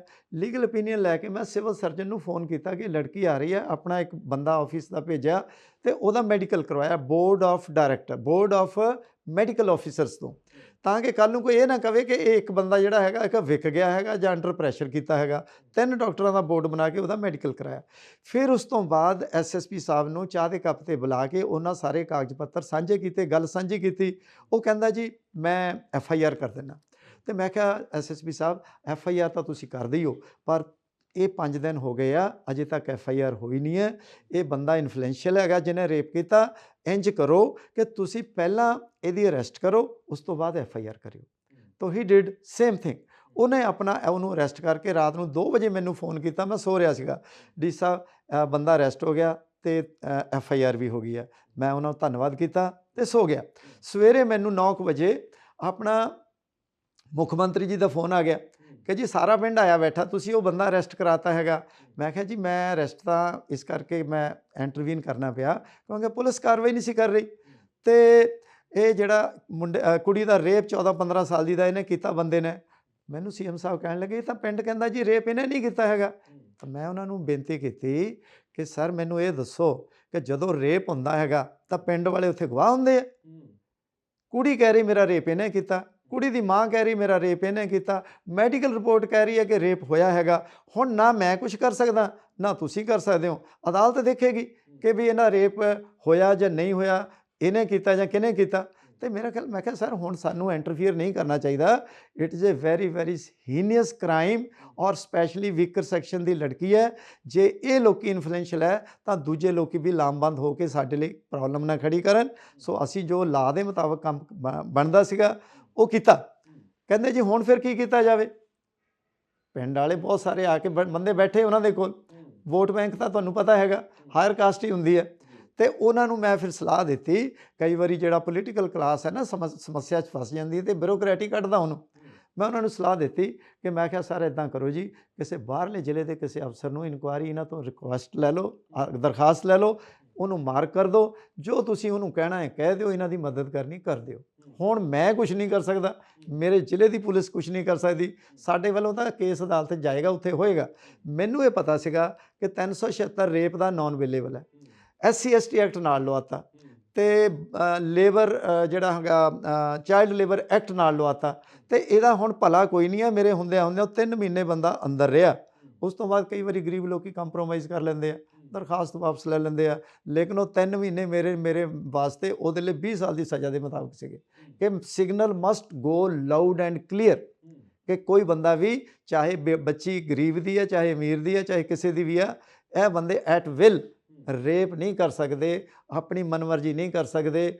ਹੁਣ ਇਹ ਫਿਊਡਲ ਲਾਰਡਸ ਦਾ ਜ਼ਮਾਨਾ ਨਹੀਂ ਹੈਗਾ, ਇਹ ਸੰਵਿਧਾਨ ਦਾ ਜ਼ਮਾਨਾ ਹੈ। ਸੰਵਿਧਾਨ ਮੁਤਾਬਕ ਜੋ ਐਕਸ਼ਨ ਹੋਏਗਾ ਹੋਏਗਾ। ਪਰ ਇਸ ਟਰਨਿਓਰ ਦੇ ਦੌਰਾਨ ਲੱਗਾ ਕਿ ਸਾਰੀਆਂ ਚੀਜ਼ਾਂ ਸਭ ਸੰਵਿਧਾਨ ਦੇ ਮੁਤਾਬਕ ਹੋਈਆਂ, ਕਿਉਂਕਿ ਅਸੀਂ ਅਕਸਰ ਜ਼ਿਕਰ ਕਰਦੇ ਹਾਂ ਕਿ ਪੋਲੀਟੀਕਲ ਜਮਾਤ ਜਿਹੜੀ ਹੈਗੀ ਹੈ ਨਾ, ਉਹਦੇ ਲਈ ਸੰਵਿਧਾਨ ਮਾਇਨੇ ਨਹੀਂ ਰੱਖਦਾ, ਉਹਦੇ ਲਈ ਵੋਟਾਂ ਮਾਇਨੇ ਰੱਖਦੀਆਂ ਨੇ, ਉਹਦੇ ਲਈ ਪੈਸਾ ਮਾਇਨੇ ਰੱਖਦਾ ਹੈਗਾ। ਲੱਗਦਾ ਕਿ ਸੰਵਿਧਾਨ ਉਸ ਟਰਨਿਓਰ ਦੇ ਦੌਰਾਨ ਛਿੱਕੇ ਟੰਗਿਆ ਗਿਆ, ਇਸੇ ਕਰਕੇ ਅਸੀਂ ਇਹਨਾਂ ਹਾਲਾਤਾਂ 'ਚ। ਤੁਹਾਡੀ ਗੱਲ ਬਿਲਕੁਲ ਠੀਕ ਹੈ। ਬਹੁਤ ਸਾਰੀਆਂ ਕਈ ਵਾਰੀ ਜ਼ਿਆਦਤੀਆਂ ਦੀਆਂ ਜਦੋਂ ਆਪਾਂ ਨੂੰ ਨੋਟਿਸ 'ਚ ਆਉਂਦੀਆਂ ਤੇ ਆਪਾਂ ਨੂੰ ਲੱਗਦਾ ਹੈਗਾ ਕਿ ਕਾਇਦਾ ਕਾਨੂੰਨ ਕੋਈ ਚੀਜ਼ ਹੈ ਨਹੀਂ ਹੈ, ਲੇਕਿਨ ਫਿਰ ਵੀ ਮੈਂ ਇਹ ਸਮਝਦਾ ਹੈਗਾ, ਕਿਉਂਕਿ ਮੈਂ ਆਪਣੇ ਸਮੇਂ ਦੇ ਦੌਰਾਨ ਇਹ ਨਹੀਂ ਹੈ ਕਿ ਸਾਡੇ 'ਤੇ ਪੋਲੀਟੀਕਲ ਪ੍ਰੈਸ਼ਰ ਨਹੀਂ ਆਏ ਜਾਂ ਸਿਫਾਰਿਸ਼ ਨਹੀਂ ਆਈ, ਸਾਰਾ ਕੁਛ ਹੀ ਆਉਂਦਾ ਹੈਗਾ। ਕਈ ਵਾਰੀ ਪੋਲੀਟੀਕਲ ਪ੍ਰੈਸ਼ਰ ਜਿਹੜਾ ਹੁੰਦਾ ਹੈਗਾ ਉਹ ਸਹੀ ਕੰਮ ਵਾਸਤੇ ਹੀ ਹੁੰਦਾ ਹੈਗਾ, ਪਰ ਜਿੱਥੇ ਪੋਲੀਟੀਕਲ ਪ੍ਰੈਸ਼ਰ ਗਲਤ ਆਇਆ ਉੱਥੇ ਉਹਨੂੰ ਤੁਸੀਂ ਕਿਵੇਂ ਰਜਿਸਟ ਕਰਨਾ ਆ, ਆਪਣੇ ਪੋਲੀਟੀਕਲ ਜਿਹੜਾ ਮਾਸਟਰ ਹੈ ਉਹਨੂੰ ਕਿਵੇਂ ਕਨਵਿੰਸ ਕਰਨਾ, ਇਹ ਅਫਸਰ 'ਤੇ ਡਿਪੈਂਡ ਕਰਦਾ। ਮੈਂ ਤੁਹਾਨੂੰ ਇੱਕ ਛੋਟੀ ਜਿਹੀ ਗੱਲ ਦੱਸਦਾ। ਜਦੋਂ ਮੈਂ DC ਬਠਿੰਡਾ ਸੀਗਾ ਤਾਂ ਇੱਕ ਸਰਪੰਚ ਜਨਰਲ ਕੈਟਾਗਰੀ ਦੀ ਸੀਟ 'ਤੇ but belonging to scheduled caste ਵੋਟਾਂ ਦੇ ਨਾਲ ਜਿੱਤ ਕੇ ਆ ਗਿਆ। ਮੈਨੂੰ ਉੱਥੋਂ ਦੇ ਮੰਤਰੀ ਜੀ ਕਹਿਣ ਲੱਗੇ ਕਿ ਵੀ ਜਨਰਲ ਕੈਟਾਗਰੀ ਦੀ ਸੀਟ ਹੈ, ਸ਼ਡਿਊਲਡ ਕਾਸਟ ਬੰਦਾ ਤਾਂ ਇਲੈਕਸ਼ਨ ਲੜ ਹੀ ਨਹੀਂ ਸਕਦਾ। ਮੈਂ ਕਿਹਾ ਜੀ ਗੱਲ ਇਹ ਹੈਗਾ ਕਿ ਇਹ ਬਿਲਕੁਲ ਲੜ ਸਕਦੇ ਹੈਗੇ ਆ। ਜਨਰਲ ਜਿਹੜੀ ਰਿਜ਼ਰਵੇਸ਼ਨ ਹੈ, it is to ensure minimum representation. ਉਹ ਮੇਰੇ ਨਾਲ ਕਾਫੀ ਉਹਨਾਂ ਨੇ ਕੀਤੀ, ਬਹਿਸ-ਬੂਸ ਕੀਤੀ। ਮੈਂ ਸਰ ਚਲੋ ਮੈਂ ਤੁਹਾਡੀ ਗੱਲ ਮੰਨ ਲਈ ਹੈ, ਤੁਸੀਂ ਇਹਨਾਂ ਨੂੰ ਕਹੋ ਕਿ ਆਪਣਾ ਮੇਰੇ ਕੋਰਟ ਦੇ ਵਿੱਚ ਕੇਸ ਕਰਨ ਤੇ ਆਪਣਾ ਅਸੀਂ ਫਿਰ ਸੁਣ ਕੇ ਫੈਸਲਾ ਕਰਦੇ ਹਾਂ। ਫੈਸਲਾ ਮੈਂ ਉਹੀ ਕੀਤਾ ਜੋ ਸਹੀ ਸੀਗਾ ਕਿ ਬਈ ਜਿਹੜੀ ਆਪਣਾ ਰਿਜ਼ਰਵੇਸ਼ਨ ਹੈ ਇਹ ਮਿਨੀਮਮ ਰਿਪਰੈਜ਼ੈਂਟੇਸ਼ਨ ਲਈ ਹੈ। ਜੇ ਤੁਸੀਂ ਵੋਟਾਂ ਹੀ ਜ਼ਿਆਦਾ ਪਿੰਡ ਦੀਆਂ ਲੈ ਗਏ, ਤੁਹਾਨੂੰ ਕਿਵੇਂ ਡਿਨਾਈ ਕੀਤਾ ਜਾ ਸਕਦਾ? ਜਦੋਂ ਮੈਂ ਡਾਇਰੈਕਟਰ ਬਣਿਆ ਰੂਰਲ ਡਿਵੈਲਪਮੈਂਟ ਐਂਡ ਪੰਚਾਇਤ ਦਾ 2002 ਦੇ ਵਿੱਚ, ਤੇ 2003 ਦੇ ਇਲੈਕਸ਼ਨ ਹੋਣੇ ਸੀਗੇ ਮਈ ਦੇ ਵਿੱਚ, ਤਾਂ 2000 ਮਈ ਦੇ ਇਲੈਕਸ਼ਨ ਤੋਂ ਪਹਿਲਾਂ ਮੈਂ ਰਿਜ਼ਰਵੇਸ਼ਨ ਨੂੰ ਐਕਸਪਲੇਨ ਕੀਤਾ ਤਾਂ ਕਿ ਗਲਤ ਫੈਸਲੇ ਜਿਹੜੇ DDPO ਹੈ, DC ਹੈ ਉਹ ਲੈਣ ਨਾ। ਉਹਦੇ ਵਿੱਚ ਮੈਂ ਰਿਜ਼ਰਵੇਸ਼ਨ ਨੂੰ ਐਕਸਪਲੇਨ ਕੀਤਾ ਕਿ ਜਨਰਲ ਕੈਟਾਗਰੀ ਇਨਕਲੂਡਸ ਆਲ ਵਿਲੇਜ, ਸਾਰੇ ਸਿਟੀਜ਼ਨ ਜਿਹੜੇ ਉਹ ਜਨਰਲ ਕੈਟਾਗਰੀ ਹੈ। ਆਪਣਾ general category women includes all women including OBC women including SC women also. SC men include SC men plus SC women. SC women only for SC, not general category OBC excluded, only for scheduled caste women. ਚਾਰੇ categories ਨੂੰ ਜਦੋਂ ਮੈਂ explain ਕਰਤਾ, ਕਿਸੇ ਤਰ੍ਹਾਂ ਦਾ ਨਾ ਤਾਂ ਅਦਾਲਤਾਂ 'ਚ ਕੇਸ ਗਏ, ਨਾ ਮਸਲਾ ਹੱਲ ਹੋਇਆ, ਮਸਲਾ ਕਿਸੇ ਤਰ੍ਹਾਂ ਦਾ ਉੱਠਿਆ। ਸੋ ਇਸ ਕਰਕੇ ਆਪਾਂ ਜਦੋਂ ਦੋ ਤਰੀਕੇ ਹੈਗੇ ਆ ਜਿਵੇਂ ਪੁਲਿਸ ਪ੍ਰਸ਼ਾਸਨ ਨੂੰ ਫੇਸ ਕਰਨੇ ਪੈਂਦੇ ਆ। ਇੱਕ ਹੈਗਾ ਆ ਕਿ ਬਈ ਚੋਰੀ ਹੋ ਗਈ ਆ, ਚੋਰ ਦੇ ਮਗਰ ਦੌੜੋ, ਚੋਰ ਨੂੰ ਫੜੋ, ਚੋਰ ਨੂੰ ਜੇਲ੍ਹ 'ਚ ਪਾਓ, ਚੋਰ ਨੂੰ ਸਜ਼ਾ ਦਿਲਾਓ, ਇਹ ਇੱਕ ਹੈਗਾ। ਇੱਕ ਹੈਗਾ ਕਿ ਪ੍ਰੀਵੈਂਟਿਵ ਐਕਸ਼ਨ ਇਸ ਤਰ੍ਹਾਂ ਦੇ ਲਓ, ਅਰੇਂਜਮੈਂਟਸ ਇਸ ਤਰ੍ਹਾਂ ਦੇ ਕਰ ਦਿਓ, ਲਾ ਐਂਡ ਆਰਡਰ ਇਸ ਤਰ੍ਹਾਂ ਦਾ ਹੋਵੇ ਕਿ ਬਈ ਲੋਕੀ ਚੋਰੀ ਹੀ ਨਾ ਕਰਨ। ਸੋ ਇਸ ਕਰਕੇ ਅੱਜ ਦੇ ਯੁੱਗ ਦੇ ਵਿੱਚ CCTV ਕੈਮਰੇ ਲਾਏ ਜਾਂਦੇ ਆ, ਇਸੇ ਕਰਕੇ ਲਾਏ ਜਾਂਦੇ ਆ ਕਿ ਵੀ ਜੇ ਆਇਡੈਂਟੀਫਾਈ ਹੋ ਜਾਣ। ਪਲੱਸ ਜੇ ਸਾਡਾ ਉੱਥੇ ਚੌਕੀਦਾਰਾ ਸਿਸਟਮ ਠੀਕ ਹੋਵੇ, ਪੁਲਿਸ ਦਾ ਪਹਿਰਾ ਠੀਕ ਹੋਵੇ, ਤੇ ਲੋਕੀ ਆਪਣਾ ਆਣ ਹੀ ਨਾ। ਲੇਕਿਨ ਨਾ ਸਭ ਤੋਂ ਵੱਡਾ ਕਾਰਨ ਕੀ ਹੈ ਜਿਹੜਾ ਕਿ ਸਰਕਾਰ ਦੇ ਵਾਸਤੇ ਬਹੁਤ ਜ਼ਰੂਰੀ ਹੈ। ਤੁਸੀਂ ਇਹ ਦੇਖੋ, ਮੈਂ ਇੱਕ ਪਿੰਡ ਦਾ ਅਨਪੜ੍ਹ ਮਾਂ-ਬਾਪ ਦਾ ਬੱਚਾ ਮੈਂ ਆਈਐਸ ਬਣ ਕੇ ਮੈਂ ਉਹ ਸਿਸਟਮ ਦਾ ਹਿੱਸਾ ਬਣਿਆ ਜਿੱਥੇ ਮੈਂ ਇਨਸਾਫ ਦੇਣ ਵਾਲਾ ਬਣ ਗਿਆ। ਲੇਕਿਨ ਅਗਰ ਮੈਂ ਨਾ ਪੜ੍ਹਦਾ ਤਾਂ ਹੋ ਸਕਦਾ ਸੀਗਾ ਮੈਂ ਮੱਝਾਂ ਗਾਈਆਂ ਪਾਲ ਰਿਹਾ ਹੁੰਦਾ, ਹੋ ਸਕਦਾ ਸੀਗਾ ਕਿ ਮੈਂ ਕੋਈ ਚੋਰੀ ਚਕਾਰੀ ਕਰ ਰਿਹਾ ਹੁੰਦਾ। ਜਦੋਂ ਤੁਹਾਡੇ ਕੋਲ ਇੰਪਲੋਇਮੈਂਟ ਨਹੀਂ ਹੈ, ਤੁਹਾਡੇ ਕੋਲ ਕੰਮ ਨਹੀਂ ਹੈ, ਤਾਂ ਤੁਸੀਂ ਔਡ ਕੰਮ ਕਰੋਗੇ। ਲਲਿਤ ਸਾਹਿਬ, ਇੱਕ ਬੜੀ ਅਹਿਮ ਚੀਜ਼ ਜਿਵੇਂ ਤੁਸੀਂ ਜ਼ਿਕਰ ਕਰ ਰਹੇ ਸੀ ਕਿ ਜਦੋਂ ਬੰਦਾ ਇਮਾਨਦਾਰੀ ਨਾਲ ਕੰਮ ਕਰਦਾ, ਪੋਲੀਟੀਕਲ ਪ੍ਰੈਸ਼ਰ ਤਾਂ ਰਹਿੰਦਾ, ਪਰ ਨਾਲ ਦੀ ਨਾਲ ਕਈ ਵੇਲੇ ਇਹ ਵੀ ਹੁੰਦਾ ਕਿ ਤੁਹਾਡੇ ਨਾਲ ਦੇ ਜਿਹੜੇ ਹੁੰਦੇ ਨੇ ਉਹ ਵੀ ਖਾਰ ਖਾਣ ਲੱਗ ਪੈਂਦੇ ਨੇ ਕਿ ਇਹ ਬੰਦਾ ਇਦਾਂ ਕਿਉਂ ਕਰ ਰਿਹਾ, ਵੀ ਸਿਸਟਮ ਦੇ ਮੁਤਾਬਕ ਚੱਲਣਾ ਚਾਹੀਦਾ। ਤੁਹਾਡੇ ਤੇ ਕਦੀ ਇਦਾਂ ਦਾ ਸਮਾਂ ਆਇਆ ਕਿ ਆਪਣਿਆਂ ਨੇ ਹੀ ਕੁਝ ਭੇਦ ਇਦਾਂ ਦੇ ਕਰ ਦਿੱਤੇ ਹੋਣ ਜਾਂ ਖੋਲ੍ਹ ਦਿੱਤੇ ਹੋਣ ਜਾਂ ਇਦਾਂ ਦੀਆਂ ਚੀਜ਼ਾਂ ਕਰ ਦਿੱਤੀਆਂ ਹੋਣ ਕਿ ਤੁਸੀਂ ਸਮਝਿਆ ਹੋਵੇ ਵੀ ਇਹ ਕਿੱਥੇ ਫਸ ਗਿਆ? ਦੇਖੋ ਇਸ ਤਰ੍ਹਾਂ ਹੈ ਭੋਗਲ ਜੀ ਕਿ ਮੈਂ ਜਦੋਂ ਪਹਿਲੇ ਦਿਨ ਹੀ ਮੈਂ ਬੜਾ ਯੰਗ ਲੱਗ ਗਿਆ ਸੀਗਾ, 1991 ਬੈਚ 1997 ਮਈ ਦੇ ਵਿੱਚ ਮੈਂ ਡਿਪਟੀ ਕਮਿਸ਼ਨਰ ਮਾਨਸਾ ਲੱਗਾ, ਛੋਟਾ ਜ਼ਿਲ੍ਹਾ ਸੀਗਾ, ਅਤੇ ਮੈਂ ਆਪਣੇ ਕਮਿਸ਼ਨਰ ਨੂੰ ਕਾਲ ਔਨ ਕਰਨ ਗਿਆ ਫਰੀਦਕੋਟ। ਤਾਂ ਉਹਨਾਂ ਨੇ ਚਾਹ ਚੂਹ ਪਿਲਾ ਕੇ ਮੈਨੂੰ ਇੱਕ ਗੱਲ ਸ਼ੇਅਰ ਕੀਤੀ ਜਿਹੜੀ ਮੈਨੂੰ ਕਦੇ ਭੁੱਲਦੀ ਨਹੀਂ ਹੈ। ਅਤੇ ਮੈਨੂੰ ਕਹਿਣ ਲੱਗੇ DC ਸਾਹਿਬ ਬਈ ਬਾਕੀ ਸਾਰੀਆਂ ਤਾਂ ਗੱਲਾਂ ਠੀਕ ਹੈ, ਕਈ ਵਾਰੀ ਕਈ ਪ੍ਰੈਸ਼ਰ ਆ ਜਾਂਦੇ ਹੈਗੇ ਆ, ਜੇ ਮੈਂ ਤੁਹਾਨੂੰ ਕਦੇ ਸਿਫਾਰਿਸ਼ ਕਰਦਾ ਕਿਸੇ ਕੰਮਕਾਰ ਲਈ ਤਾਂ ਮੇਰਾ ਨਾਂ ਜਾਂ ਮੇਰਾ ਰੈਫਰੈਂਸ ਆਪਣੇ ਕੋਰਟ ਦੇ ਆਰਡਰਾਂ 'ਚ ਨਾ ਕਰ ਦਈਓ। ਇਹ ਮੈਸੇਜ ਹੈ ਬਈ ਜੇ ਤੁਸੀਂ ਗਲਤ। ਮੈਂ ਫਿਰ ਹੱਸਣ ਵੀ ਲੱਗ ਪਿਆ ਅਤੇ ਮੈਨੂੰ ਸ਼ਰਮਿੰਦਗੀ ਜੇ ਵੀ ਮਹਿਸੂਸ ਹੋਈ ਕਿ ਸਰ ਮੈਂ ਤੁਹਾਡਾ ਨਾਂ ਨਹੀਂ ਲਿਖਾਂਗਾ ਅਤੇ ਨਾ ਹੀ ਕਰਾਂਗਾ। ਮੈਂ ਕਿਹਾ ਆਈ ਵੁੱਡ ਫਾਈਂਡ ਆਊਟ ਏ ਵੇ। ਅਤੇ ਲੇਕਿਨ ਤੁਹਾਡੇ ਜਿਹੜੇ ਕੁਲੀਗ ਹੈ, ਤੁਹਾਡੇ ਜ਼ਿਲ੍ਹੇ ਦੀ ਲੋਕ ਹੈ ਜ਼ਿਲ੍ਹੇ ਦੇ, ਉਹ ਸਾਰੇ ਤੁਹਾਡੇ 'ਤੇ ਵਿਸ਼ਵਾਸ ਕਰਦੇ ਹੈ, ਤੁਹਾਨੂੰ ਸਮਝਦੇ ਹੈ। ਜਦੋਂ ਮੈਂ ਕਮਿਸ਼ਨਰ ਜਲੰਧਰ ਡਿਵੀਜ਼ਨ ਸੀ, ਵਿਆਨਾ ਇੰਸੀਡੈਂਟ ਹੋਇਆ, ਬੱਲਾਂ ਵਾਲੇ ਸੰਤਾਂ ਦਾ ਮਰਡਰ ਹੋ ਗਿਆ ਸੀ ਬਾਹਰਲੇ ਮੁਲਕ ਦੇ ਵਿੱਚ, ਉਸ ਵੇਲੇ ਮੈਂ ਕਮਿਸ਼ਨਰ ਸੀਗਾ। ਤਾਂ ਉਸ ਵੇਲੇ ਇੱਕ ਕਿਸਮ ਦਾ ਅੰਮ੍ਰਿਤ ਬਾਣੀ ਵੀ ਆਪਣਾ ਜਿਹੜਾ ਸੀਗਾ ਬੱਲਾਂ ਵਾਲਿਆਂ ਨੇ ਲਿਖੀ ਔਰ ਲਾਂਚ ਕਰ ਦਿੱਤੀ। ਦੋ ਕਮਿਊਨਿਟੀਜ਼ ਦੇ ਵਿੱਚ ਬੜਾ ਜ਼ਬਰਦਸਤ ਪਾੜਾ ਪੈ ਰਿਹਾ ਸੀਗਾ, ਕਲੈਸ਼ ਹੋ ਰਿਹਾ ਸੀਗਾ, ਔਰ ਮੈਂ ਉਹਨਾਂ ਵਧੀਆ ਤਰੀਕੇ ਦੇ ਨਾਲ ਉਹਨਾਂ ਨੂੰ ਹੈਂਡਲ ਕੀਤਾ। ਬਹੁਤ ਸਾਰੇ ਜਿਹੜੇ ਆਪਣੇ ਰਵਿਦਾਸ ਮੰਦਰ ਸੀਗੇ ਉਹ ਨਵੇਂ ਬਣਵਾਏ, ਗੁਰੂ ਗ੍ਰੰਥ ਸਾਹਿਬ ਦੀ ਬੇਅਦਬੀ ਨਾ ਹੋਵੇ ਉਹਨਾਂ ਨੂੰ ਚੁੱਕਣ ਵੀ ਨਹੀਂ ਦਿੱਤਾ, ਕਿਉਂਕਿ ਅੱਗਾਂ ਵੀ ਲੱਗੀਆਂ ਉਸ ਵੇਲੇ, ਬਹੁਤ ਸਾਰੇ ਸ਼ੋਰੂਮ ਲੁੱਟੇ ਗਏ, ਬਹੁਤ ਸਾਰੀਆਂ ਚੀਜ਼ਾਂ ਹੋਈਆਂ ਉਸ ਵੇਲੇ। ਇੱਕ ਛੋਟਾ ਜਿਹਾ ਇੰਸੀਡੈਂਟ ਮੈਂ ਤੁਹਾਨੂੰ ਦੱਸਦਾ। ਇੱਕ ਪਿੰਡ ਹੈਗਾ ਹੁਸ਼ਿਆਰਪੁਰ ਦੇ ਵਿੱਚ ਡਾਂਸੀਵਾਲ, ਉੱਥੇ ਆਪਣਾ ਜੱਟ ਭਾਈਚਾਰਾ ਜਿੰਨਾ ਵੀ ਸਾਰਾ ਪਿੰਡ ਹੈ, ਉਹਨਾਂ ਨੇ ਇੱਕ ਰਵਿਦਾਸੀਆ ਭਾਈਚਾਰੇ ਦੇ ਅੰਦਰ ਇੱਕ ਆਬਾਦੀ ਦੇ ਅੰਦਰ ਇੱਕ ਗੁਰੂ ਘਰ ਬਣਾਇਆ। ਉਹਦੇ ਵਿੱਚ ਉਹਨਾਂ ਨੇ ਪਹਿਲਾਂ ਨਿਸ਼ਾਨ ਸਾਹਿਬ ਲਾਇਆ ਜਦੋਂ ਗੁਰੂ ਗ੍ਰੰਥ ਸਾਹਿਬ ਦਾ ਪਾਠ ਚੱਲਦਾ ਸੀਗਾ।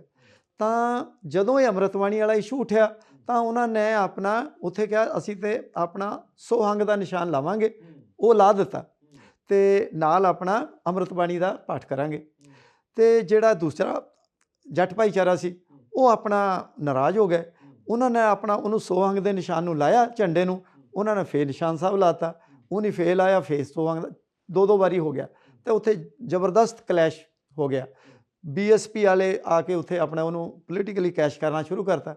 ਤਾਂ ਵਿਸਾਖੀ ਦਾ ਦਿਨ ਸੀਗਾ, 2009 ਦੀ ਗੱਲ ਹੈ, ਅਪ੍ਰੈਲ, ਅਤੇ ਮੈਂ CM ਸਾਹਿਬ ਨਾਲ ਗੱਲ ਕੀਤੀ, ਉਹ ਤਲਵੰਡੀ ਗਏ ਹੋਏ ਸੀ। ਮੈਂ ਫੋਨ 'ਤੇ ਰਿਕੁਐਸਟ ਕੀਤੀ ਕਿ ਸਰ ਇੱਦਾਂ ਦਾ ਮਸਲਾ ਹੋ ਗਿਆ ਅਤੇ ਕੀ ਕੀਤਾ ਜਾਵੇ। ਅਤੇ ਕਈ ਵਾਰੀ ਪੋਲੀਟੀਕਲ ਲੋਕ ਵੀ ਜਿਹੜੇ ਹੁੰਦੇ ਆ ਉਹ ਕਈ ਵਾਰੀ ਕਲੀਅਰ ਕੱਟ ਤੁਹਾਨੂੰ ਡਿਸੀਜ਼ਨ ਨਹੀਂ ਦੇ ਪਾਉਂਦੇ। ਮੈਨੂੰ ਉਹਨਾਂ ਨੇ ਇੰਨੀ ਗੱਲ ਕਹੀ, ਕਮਿਸ਼ਨਰ ਸਾਹਿਬ ਤੁਸੀਂ ਦੇਖੋ ਜੀ, ਕਿਸੇ ਤਰ੍ਹਾਂ ਦਾ ਦੋਨਾਂ ਸਮਾਜ ਦੇ ਵਿੱਚ ਕਿਸੇ ਤਰ੍ਹਾਂ ਦਾ ਕਲੈਸ਼ ਨਹੀਂ ਹੋਣਾ ਚਾਹੀਦਾ, ਨੁਕਸਾਨ ਨਹੀਂ ਹੋਣਾ ਚਾਹੀਦਾ। ਤੋ ਮੈਂ ਕਿਹਾ ਸਰ ਕਰਨਾ ਕੀ ਹੈ, ਤੁਸੀਂ ਸਿਆਣੇ ਜੀ, ਬੈਠ ਕੇ ਬੁਝਾਓ ਸਮਝਾਓ ਇਹਨਾਂ ਨੂੰ। ਤਾਂ ਮੈਂ ਕਿਹਾ ਠੀਕ ਹੈ ਜੀ। ਮੈਂ ਕਮਿਸ਼ਨਰ ਜਲੰਧਰ ਡਿਵੀਜ਼ਨ ਅਤੇ DIG ਉੱਥੋਂ ਦਾ, ਅਸੀਂ ਦੋਨੇ ਜਣੇ ਗਏ, ਗੜ੍ਹਸ਼ੰਕਰ ਬੈਠੇ, ਪਿੰਡ ਦੀਆਂ ਦੋਨੇ ਕਮਿਊਨਿਟੀ ਨੂੰ ਬੁਲਾਇਆ, SSP ਨੂੰ ਬੁਲਾਇਆ, DC ਨੂੰ ਬੁਲਾਇਆ, ਸਾਰੇ ਦੂਸਰੇ ਪਿੰਡ ਦੇ ਜਿਹੜੇ ਮੋਹਤਵਾਰ ਬੰਦੇ ਸੀ ਉਹਨਾਂ ਨੂੰ ਬੁਲਾਏ। ਅਲਟੀਮੇਟਲੀ ਟੂ ਕੱਟ ਸ਼ਾਰਟ ਡਿਸੀਜ਼ਨ ਇਹ ਕੱਢਿਆ ਕਿ ਉੱਥੇ ਦੋਨੇ ਨਿਸ਼ਾਨ ਸਾਹਿਬ ਲੱਗਣਗੇ। ਜਿਹੜੀ SC ਕਮਿਊਨਿਟੀ, ਉਹਨਾਂ ਨੂੰ ਪੁੱਛਿਆ ਕਿ ਤੁਹਾਨੂੰ ਨਿਸ਼ਾਨ ਸਾਹਿਬ ਨਾਲ ਕੋਈ ਦਿੱਕਤ ਹੈ, ਕਹਿੰਦੇ ਜੀ ਨਹੀਂ ਕੋਈ ਦਿੱਕਤ ਨਹੀਂ ਹੈ। ਉਹਨਾਂ ਨੂੰ ਪੁੱਛਿਆ ਕਿ ਤੁਹਾਨੂੰ ਸੋਹੰਗ ਨਾਲ ਕੋਈ ਦਿੱਕਤ ਹੈ, ਕਹਿੰਦੇ ਜੀ ਨਹੀਂ ਕੋਈ ਦਿੱਕਤ ਨਹੀਂ। ਵੀ ਜੇ ਦੋਨੇ ਲੱਗ ਜਾਣ, ਅਸੀਂ 3-4 ਦਿਨ ਉਹਨਾਂ ਨੂੰ ਪ੍ਰਸ਼ਾਸਨ ਨੂੰ ਕਿਹਾ ਕਿ ਅਜੇ ਇੱਥੇ ਆਪਣਾ ਪੁਲਿਸ ਦੀ ਟੁਕੜੀ ਰੱਖੋ, ਕੋਈ ਕਲੈਸ਼ ਨਾ ਹੋਵੇ, ਜਦੋਂ ਤੁਹਾਨੂੰ ਲੱਗਿਆ ਕਿ ਠੀਕ ਹੈ ਜਦੋਂ ਮਰਜ਼ੀ ਤੁਸੀਂ ਆਪਣੇ ਆਪ ਫੈਸਲਾ ਲੈ ਕੇ ਹਟਾ ਲਿਓ। ਅੱਜ ਵੀ ਟੁਡੇ ਉੱਥੇ ਦੋਨੇ ਨਿਸ਼ਾਨ ਸਾਹਿਬ ਲੱਗੇ ਹੋਏ ਆ, ਪਿੰਡ ਡਾਂਸੀਵਾਲ ਮੇਨ ਰੋਡ ਦੇ ਉੱਪਰ ਹੈ, ਗੜ੍ਹਸ਼ੰਕਰ ਤੋਂ ਅੱਗੇ। ਸੋ ਇਸ ਕਰਕੇ ਪ੍ਰਸ਼ਾਸਨ ਦਾ ਇੱਕ ਬਹੁਤ ਵੱਡਾ ਰੋਲ ਹੈ, ਲੋਕਾਂ ਨੂੰ ਟਿਕਾਣਾ, ਲੋਕਾਂ ਦੇ ਮਸਲੇ ਹੱਲ ਕਰਨਾ। ਇੱਥੇ ਨਾ ਪੋਲੀਟਿਕਸ ਕੁਛ ਕਰ ਸਕਦੀ ਹੈ, ਨਾ ਕੋਈ ਕਾਇਦਾ ਕਾਨੂੰਨ ਕੁਛ ਕਰ ਸਕਦਾ, ਸਿਰਫ ਤੁਹਾਡੀ ਜਿਹੜੀ ਆਪਣੀ ਕਾਮਨ ਸੈਂਸ ਹੈ, ਲਿਆਕਤ ਹੈ, ਲੋਕਾਂ ਦੇ ਭਲੇ ਦੀ ਇੱਛਾ ਹੈ, ਉਹ ਕੰਮ ਆਉਂਦੀ। ਲਲਿਤ ਸਾਹਿਬ, ਇੱਕ ਬੜੀ ਅਹਿਮ ਚੀਜ਼ ਇੱਕ ਹਮੇਸ਼ਾ ਜ਼ਿਕਰ ਰਿਹਾ ਕਹਿੰਦੇ ਕਿ ਜਦੋਂ ਅਕਾਲੀ ਗਵਰਨਮੈਂਟ ਆਉਂਦੀ ਹੈ ਤਾਂ ਉਦੋਂ ਮੰਤਰੀਆਂ ਸੰਤਰੀਆਂ ਦੀ ਚੱਲਦੀ ਹੈ ਤੇ ਜਦੋਂ ਕੈਪਟਨ ਅਮਰਿੰਦਰ ਸਿੰਘ ਦੀ ਸਰਕਾਰ ਆਉਂਦੀ ਸੀ ਉਦੋਂ ਜਿਹੜੀ ਬਿਊਰੋਕ੍ਰੇਸੀ ਹੈ ਉਹਦੇ ਹੱਥ ਬਹੁਤ ਸਾਰੀਆਂ ਚੀਜ਼ਾਂ ਆ ਜਾਂਦੀਆਂ ਸੀਗੀਆਂ। ਤੁਸੀਂ ਕੰਮ ਕੀਤਾ ਹੈਗਾ ਦੋਹਾਂ 'ਚ ਕੰਮ ਕੀਤਾ ਤੁਸੀਂ ਤਾਂ ਵੱਖ-ਵੱਖ ਤਜਰਬੇ ਰਹੇ ਨੇ। ਇਹ ਕੀ ਗੱਲ ਸੱਚੀ ਹੈਗੀ ਹੈ ਕਿ ਬਾਦਲ ਸਰਕਾਰ ਸਮੇਂ ਸੁਣਨੀਆਂ ਪੈਂਦੀਆਂ ਸੀਗੀਆਂ ਮੰਤਰੀਆਂ ਸੰਤਰੀਆਂ ਦੀਆਂ ਤੇ ਦੂਸਰੇ ਪਾਸੇ ਜਦੋਂ ਕੈਪਟਨ ਦੀ ਸਰਕਾਰ ਆਉਂਦੀ ਸੀ ਤਾਂ ਉਸ ਵੇਲੇ ਹਾਲਾਤ ਹੋਰ ਹੁੰਦੇ ਸੀ? ਤੁਹਾਡੀ ਗੱਲ ਤਾਂ ਬਿਲਕੁਲ ਵਾਜਬ ਹੈ, ਬਿਲਕੁਲ ਠੀਕ ਤੁਸੀਂ ਕਹਿ ਰਹੇ ਹੋ। ਪਰ ਮੈਂ ਜਦੋਂ ਵੀ ਆਪਣਾ ਦੋਨਾਂ ਸਰਕਾਰਾਂ 'ਚ ਹੀ ਮੈਂ ਡਿਪਟੀ ਕਮਿਸ਼ਨਰ ਰਿਹਾ, ਜਿਹੜੀ ਕਿ ਬਹੁਤ ਅਹਿਮ ਪੋਸਟ ਹੁੰਦੀ ਹੈ। ਤੇ ਜਿਹੜੇ ਕੈਪਟਨ ਅਮਰਿੰਦਰ ਸਿੰਘ ਹੈਗੇ ਆ, ਰੇਅਰਲੀ ਮੇਰਾ ਖਿਆਲ ਮੈਂ ਜਿੱਦਾਂ 1.5 ਸਾਲ ਉਹਨਾਂ ਦੇ ਟਰਨਿਓਰ ਦੇ ਵਿੱਚ ਡੀਸੀ ਸੰਗਰੂਰ ਰਿਹਾ, ਇੱਕ ਵਾਰੀ ਫੋਨ ਆਇਆ ਮੈਨੂੰ ਬਸ। ਤੇ ਬਾਦਲ ਸਾਹਿਬ ਦਾ ਇਹ ਫਾਇਦਾ ਸੀਗਾ ਕਿ ਤੁਸੀਂ ਕੋਈ ਵੀ ਕਰੂਸ਼ੀਅਲ ਮਸਲਾ ਹੈਗਾ ਜਦੋਂ ਮਰਜ਼ੀ ਉਹਨਾਂ ਦੇ ਨਾਲ ਗੱਲ ਕਰਕੇ ਉਹਨਾਂ ਦੀ ਸਲਾਹ ਲੈ ਸਕਦੇ ਸੀ। ਲੇਕਿਨ ਜਦੋਂ ਤੁਸੀਂ ਸੀਐਮ ਦੇ ਨਾਲ 1 to 1 ਗੱਲ ਕਰਦੇ ਹੋ ਤਾਂ ਜਿਹੜੇ ਲੋਅਰ ਐਮਐਲਏ ਤੇ ਮਿਨਿਸਟਰ ਹੈ ਇਹ ਉਹਨਾਂ ਨੂੰ ਪਤਾ ਹੁੰਦਾ ਆ ਕਿ ਇੱਥੇ ਡਿਪਟੀ ਕਮਿਸ਼ਨਰ ਜਿਹੜਾ ਹੈਗਾ ਆ ਸੀਐਮ ਨਾਲ 1 to 1 ਹੈ, ਇੱਥੇ ਆਪਣਾ ਉਹਨਾਂ ਨੂੰ ਬਲਫ ਨਹੀਂ ਕੀਤਾ ਜਾ ਸਕਦਾ। ਉਹ ਕਦੇ ਸੀਐਮ ਦਾ ਨਾਂ ਲੈਣਗੇ ਤੇ ਤੁਸੀਂ ਸੀਐਮ ਤੋਂ ਕ੍ਰਾਸ ਚੈੱਕ ਕਰ ਲਓ। ਤਾਂ ਇਸ ਕਰਕੇ ਉਹਨਾਂ ਨੂੰ ਵੀ ਪਤਾ ਹੁੰਦਾ ਕਿ ਯਾਰ ਜੋ ਡੀਸੀ ਨੇ ਕੰਮ ਕਰਨਾ ਹੈਗਾ ਸੀਐਮ ਨੂੰ ਕੌਨਫੀਡੈਂਸ ਲੈ ਕੇ ਕਰਨਾ, ਇਸ ਕਰਕੇ ਪ੍ਰੈਸ਼ਰ ਕਦੇ ਨਹੀਂ ਸੀ ਆਇਆ। ਮੈਂ ਸਪੈਸ਼ਲੀ ਆਪਣੇ ਟਰਨਿਓਰ ਦੇ ਵਿੱਚ ਅਕਾਲੀਆਂ 'ਚ ਵੀ ਮੈਂ ਡੀਸੀ ਰਿਹਾ ਤੇ ਕਾਂਗਰਸ 'ਚ ਵੀ ਰਿਹਾ, ਤੇ ਮੈਨੂੰ ਕਦੇ ਨਹੀਂ ਇਸ ਤਰ੍ਹਾਂ ਲੱਗਾ ਕਿ ਵੀ ਕਿਸੇ ਦਾ ਵੀ ਕੋਈ ਫालतू ਪ੍ਰੈਸ਼ਰ ਹੈ। ਅਕਾਲੀ ਗਵਰਨਮੈਂਟ ਦਾ ਕਿਉਂਕਿ ਜਿਵੇਂ ਜ਼ਿਕਰ ਤੁਸੀਂ ਕਰ ਰਹੇ ਸੀ 1997 ਤੋਂ ਆਪਾਂ ਪਹਿਲਾਂ ਦੀ ਗੱਲ ਕਰ ਲਈ ਜਾਂ ਉਸ ਤੋਂ ਬਾਅਦ ਦੀ ਗੱਲ ਕਰ ਲਈ 2002 ਤੱਕ ਕੈਪਟਨ ਅਮਰਿੰਦਰ ਸਿੰਘ ਨੂੰ ਵੀ ਮੌਕਾ ਮਿਲ ਗਿਆ 2000 ਦੇ ਵਿੱਚ, ਤਾਂ ਉਸ ਤੋਂ ਬਾਅਦ ਫਿਰ ਅਕਾਲੀ ਗਵਰਨਮੈਂਟ ਆਈ, ਉਹ ਲਗਾਤਾਰ ਫਿਰ 10 ਸਾਲ ਰਹਿੰਦੀ ਹੈ, 2017 ਤੱਕ ਰਹਿੰਦੀ, 2007 ਤੋਂ ਲੈ ਕੇ। ਇਹ ਬੜੇ ਕਰੂਸ਼ੀਅਲ ਟਾਈਮ ਸੀਗੇ ਕਿਉਂਕਿ ਇੱਕ ਤਾਂ ਉਸ ਵੇਲੇ ਪੰਜਾਬ ਇੱਕ ਮਾੜੇ ਦੌਰ ਦੇ ਵਿੱਚ ਉੱਭਰ ਕੇ ਬਾਹਰ ਆਇਆ ਸੀਗਾ, ਉਸ ਵੇਲੇ ਅਕਾਲੀ ਗਵਰਨਮੈਂਟ ਆਈ, ਉਸ ਤੋਂ ਬਾਅਦ ਕੈਪਟਨ ਅਮਰਿੰਦਰ ਸਿੰਘ ਨੂੰ ਵੀ ਮੌਕਾ ਮਿਲਿਆ। ਕਿਹੜੇ ਅਜਿਹੇ ਫੈਸਲੇ ਤੁਹਾਨੂੰ ਲੱਗਦਾ ਕਿ ਉਹਨਾਂ 5 ਤੇ 10 ਯਾਨੀ ਕਿ 15 ਕੁ ਸਾਲ ਦੇ ਸਮੇਂ ਦੇ ਵਿੱਚ ਹੋਏ ਜਿਹੜੇ ਬੜੇ ਕਰੂਸ਼ੀਅਲ ਸੀਗੇ, ਜਿਨ੍ਹਾਂ ਨੇ ਇੱਕ ਹਿਸਾਬ ਨਾਲ ਡਾਇਰੈਕਸ਼ਨ ਦੇਣੀ ਸੀ ਪਰ ਨਹੀਂ ਕੀਤੇ ਗਏ ਸਿਆਸੀ ਪ੍ਰਭਾਵ ਕਰਕੇ, ਜਾਂ ਪੰਜਾਬ ਦੇ ਲੋਕਾਂ ਦੀ ਥਾਂ ਆਪਣੇ ਨਿੱਜੀ ਹਿੱਤ ਪਹਿਲਾਂ ਰੱਖ ਲਏ ਗਏ, ਜਿਹੜੇ ਤੁਹਾਨੂੰ ਨਜ਼ਰ ਆਏ ਉਸ ਵੇਲੇ? ਪੋਗਲ ਜੀ, ਮੈਂ ਦੇਖੋ ਦੋਨੇ ਹੀ ਸਰਕਾਰਾਂ ਦੋਨੇ ਬੜੇ ਮੈਚਿਓਰ ਪੋਲੀਟੀਸ਼ੀਅਨ ਰਹੇ ਆ, ਬਾਦਲ ਸਾਹਿਬ ਵੀ ਤੇ ਅਮਰਿੰਦਰ ਸਿੰਘ ਜੀ ਵੀ, ਜਿਨ੍ਹਾਂ ਦਾ ਜ਼ਿਆਦਾ ਟਰਨਿਓਰ ਰਿਹਾ। ਵਿੱਚ ਆਪਣਾ ਜਿੱਦਾਂ ਬਿਆਨ ਸਿੰਘ ਜੀ ਦਾ ਥੋੜ੍ਹਾ ਸਮਾਂ ਸੀ ਅਲੱਗ ਤਰ੍ਹਾਂ ਦਾ ਸੀਗਾ, ਫਿਰ ਹਰਚੰਦ ਸਿੰਘ ਬਰਾੜ ਜੀ, ਮਿਸਿਜ਼ ਭੱਠਲ ਵੀ ਆਏ ਵਿੱਚ। ਲੇਕਿਨ ਆਪਣਾ ਜਿਹੜਾ ਮੈਂ ਸਮਝਦਾ ਹੈਗਾ ਕਿ ਪੰਜਾਬ ਦੇ ਵਿੱਚ ਲਾ ਐਂਡ ਆਰਡਰ ਦੋਨੇ ਮੁੱਖ ਮੰਤਰੀਆਂ ਨੇ ਬੜਾ ਜ਼ਬਰਦਸਤ ਤਰੀਕੇ ਦੇ ਨਾਲ ਕੰਟਰੋਲ ਕੀਤਾ, ਕਦੇ ਵੀ ਆਊਟ ਆਫ ਕੰਟਰੋਲ ਨਹੀਂ ਜਾਣ ਦਿੱਤਾ। ਪੰਜਾਬ ਦੇ ਲੋਕੀ ਬਾਕੀ ਸਾਰੀਆਂ ਚੀਜ਼ਾਂ ਨੂੰ ਕਹਿ ਲਓ ਕਿ ਇਗਨੋਰ ਕਰ ਸਕਦੇ ਆ, ਪਰ ਜਦੋਂ ਲਾ and order out of control ਹੁੰਦਾ ਸਾਰਾ ਕੁਝ ਹੀ ਖਰਾਬ ਹੋ ਜਾਂਦਾ ਆ, ਨਾ ਬਿਜ਼ਨਸ ਰਹਿੰਦਾ ਆ, ਨਾ ਤਰੱਕੀ ਰਹਿੰਦੀ ਆ, ਨਾ ਵਿਕਾਸ ਰਹਿੰਦਾ, ਨਾ ਕੁਝ ਨਹੀਂ ਰਹਿੰਦਾ। So law and order is the first ਜਿਹੜਾ ਆਪਣਾ ਦੋਨੇ ਮੁੱਖ ਮੰਤਰੀਆਂ ਨੇ ਬੜੇ ਸੁਚੱਜੇ ਢੰਗ ਦੇ ਨਾਲ ਉਹਨਾਂ ਨੇ ਸਹੀ ਰੱਖਿਆ।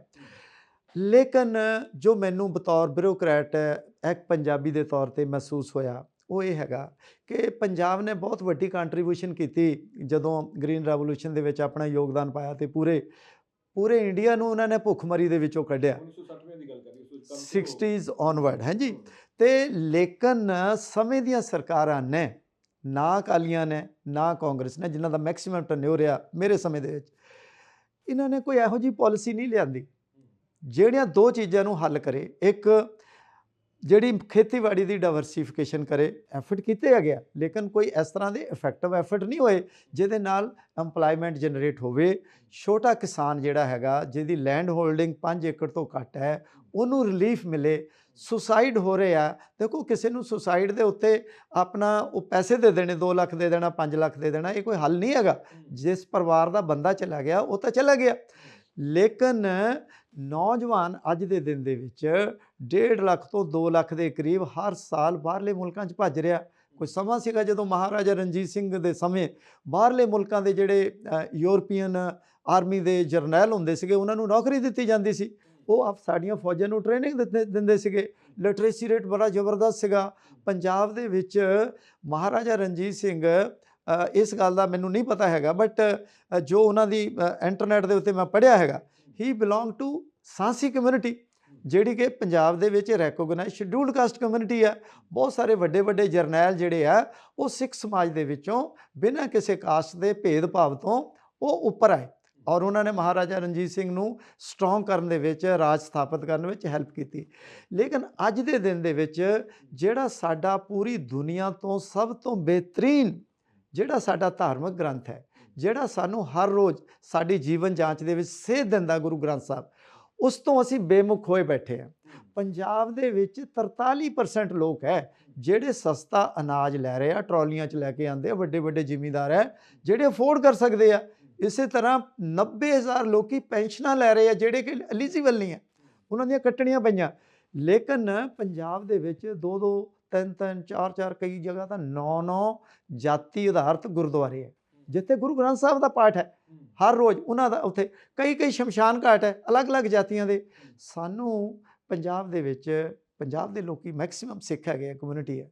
ਸਿੱਖ ਧਰਮ ਦੇ ਵਿੱਚ ਜਾਤ ਪਾਤ ਲਈ, ਊਚ ਨੀਚ ਲਈ, ਭੇਦਭਾਵ ਲਈ, ਅਨਟੱਚੇਬਿਲਟੀ ਲਈ ਕੋਈ ਜਗ੍ਹਾ ਨਹੀਂ ਹੈ। ਲੱਗਦਾ ਕਿ ਪੋਲੀਟੀਕਲ ਕਲਾਸ ਨੇ ਇਹ ਸਾਰੀਆਂ ਚੀਜ਼ਾਂ ਪੈਦਾ ਕੀਤੀਆਂ ਨੇ। ਅਸੀਂ ਤਾਂ ਇਹ ਵੀ ਦੇਖਿਆ, ਤੁਸੀਂ ਵੀ ਦੇਖਿਆ ਹੋਣੀਆਂ ਉਹ ਚੀਜ਼ਾਂ, ਕਿ 1978 ਦੇ ਵਿੱਚ ਜਿਹੜਾ ਕਲੈਸ਼ ਹੁੰਦਾ ਉਹਦੇ ਕਾਰਨ ਕੀ ਰਹਿੰਦੇ ਨੇ ਪਿੱਛੇ, ਕਿਤੇ ਨਾ ਕਿਤੇ ਸਿਆਸੀ ਕਾਰਨ ਰਹਿੰਦੇ ਨੇ। ਜਿਹੜਾ ਨਿਰੰਕਾਰੀ ਕਾਢ ਹੁੰਦਾ, ਫਿਰ ਜਦੋਂ 1984 ਦੇ ਵਿੱਚ ਅਸੀਂ ਆਉਂਦੇ ਹਾਂ, ਉਹਦੇ ਵਿੱਚ ਵੀ ਕਹਿੰਦੇ ਕਿ ਬਹੁਤ ਸਾਰੀਆਂ ਚੀਜ਼ਾਂ ਇੱਦਾਂ ਦੀਆਂ ਰਹੀਆਂ। ਪੋਲੀਟੀਕਲ ਜਮਾਤ ਜੇ ਉੱਥੇ ਸਹੀ ਫੈਸਲੇ ਲੈਂਦੀ ਜਾਂ ਸਹੀ ਫੀਡਬੈਕ ਜਾਂਦੀ ਕੇਂਦਰ ਤੱਕ, ਤਾਂ ਉਹ ਚੀਜ਼ਾਂ ਨਹੀਂ ਹੋਣੀਆਂ ਸੀਗੀਆਂ।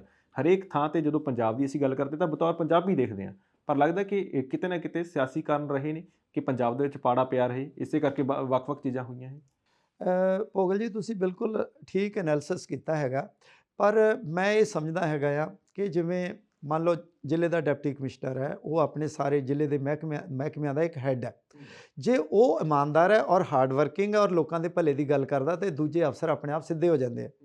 ਇਸੇ ਤਰ੍ਹਾਂ ਜਿਹੜਾ ਮੁੱਖ ਮੰਤਰੀ ਹੈ ਪੂਰੇ ਸਟੇਟ ਦਾ, ਪੰਜਾਬ ਦਾ, ਉਹਦੇ ਵੱਲ ਹੀ ਮੰਤਰੀ ਦੇਖਦੇ ਆ, ਉਹਦੇ ਵੱਲ ਹੀ ਅਫਸਰ ਦੇਖਦੇ ਆ, ਔਰ ਉਹਦੀ ਜਿਹੜੀ ਆਪਣਾ ਮਾਈਂਡ ਸੈਟ ਹੈ ਉਹ ਕਿੱਧਰ ਨੂੰ ਜਾਂਦਾ ਹੈਗਾ, ਉਹਨਾਂ ਨੂੰ ਬੜਾ ਹੀ ਕਲੀਅਰ ਹੁੰਦਾ ਹੈਗਾ ਕਿ ਉਹ ਚਾਪਲੂਸੀ ਪਸੰਦ ਕਰਦਾ ਹੈਗਾ, ਕਿ ਉਹ ਇਮਾਨਦਾਰੀ ਪਸੰਦ ਕਰਦਾ ਹੈਗਾ, ਕਿ ਉਹ ਕੰਮ ਪਸੰਦ ਕਰਦਾ ਹੈਗਾ, ਕਿ ਉਹ ਆਪਣਾ ਜਿਹੜਾ ਹਿੰਦੂ ਸਿੱਖ ਯੂਨਿਟੀ ਦਾ ਮਦਈ ਹੈਗਾ ਜਾਂ ਨਹੀਂ ਹੈਗਾ, ਤਾਂ ਜਾਂ ਉਹ ਜਾਤੀ ਪਾਤੀ ਨੂੰ ਉਭਾਰਦਾ ਹੈਗਾ। ਉਸੇ ਤਰੀਕੇ ਦੇ ਨਾਲ ਫਿਰ ਸਾਰੀਆਂ ਚੀਜ਼ਾਂ ਸਿਸਟਮ ਉਸੇ ਤਰੀਕੇ ਨਾਲ ਬਦਲ ਜਾਂਦਾ, ਸਾਰਾ ਸਿਸਟਮ ਉਹਦੇ ਮੁਤਾਬਕ ਚੱਲਣਾ ਸ਼ੁਰੂ ਹੋ ਜਾਂਦਾ, ਸਾਰਾ ਸਿਸਟਮ। ਕਿਉਂਕਿ ਜਦੋਂ ਅਸੀਂ ਸ਼ਹਿਦ ਦੀ ਮੱਖੀ ਦੀ ਗੱਲ ਕਰਦੇ ਹਾਂ, ਉਹ ਕਹਿੰਦੇ ਨੇ ਕਿ ਇੱਕ ਮਹਾਰਾਣੀ ਮੱਖੀ ਹੁੰਦੀ ਹੈ, ਉਹਦੇ ਮੁਤਾਬਕ ਹੀ ਸਾਰੇ ਛੱਤਾ ਜਿਹੜਾ ਆ ਕੰਮ ਕਰਦਾ ਹੈਗਾ। ਇੱਕ ਬੜੀ ਅਹਿਮ ਚੀਜ਼, ਪੰਜਾਬ ਦੇ ਸੋਮਿਆਂ ਦੀ ਲੁੱਟ ਹੁੰਦੀ ਰਹੀ ਹੈ, ਤੁਹਾਡੇ ਵੀ ਧਿਆਨ ਦੇ ਵਿੱਚ ਹੈਗਾ। ਪਾਣੀ ਦਾ ਅਸੀਂ ਜ਼ਿਕਰ ਕਰ ਲਈਏ, ਰੇਤਾ ਦੀ ਜ਼ਿਕਰ ਕਰ ਲਈਏ, ਜਾਣੀ ਕਿ ਹਰੇਕ ਚੀਜ਼ ਜਿਹੜੀ ਹੈ, ਜ਼ਮੀਨ ਅਸੀਂ ਪੰਜਾਬ ਦੀ ਗੱਲ ਕਰ ਲਈਏ, ਉਹਦਾ ਵੀ ਬੁਰਾ ਹਾਲ ਹੈਗਾ।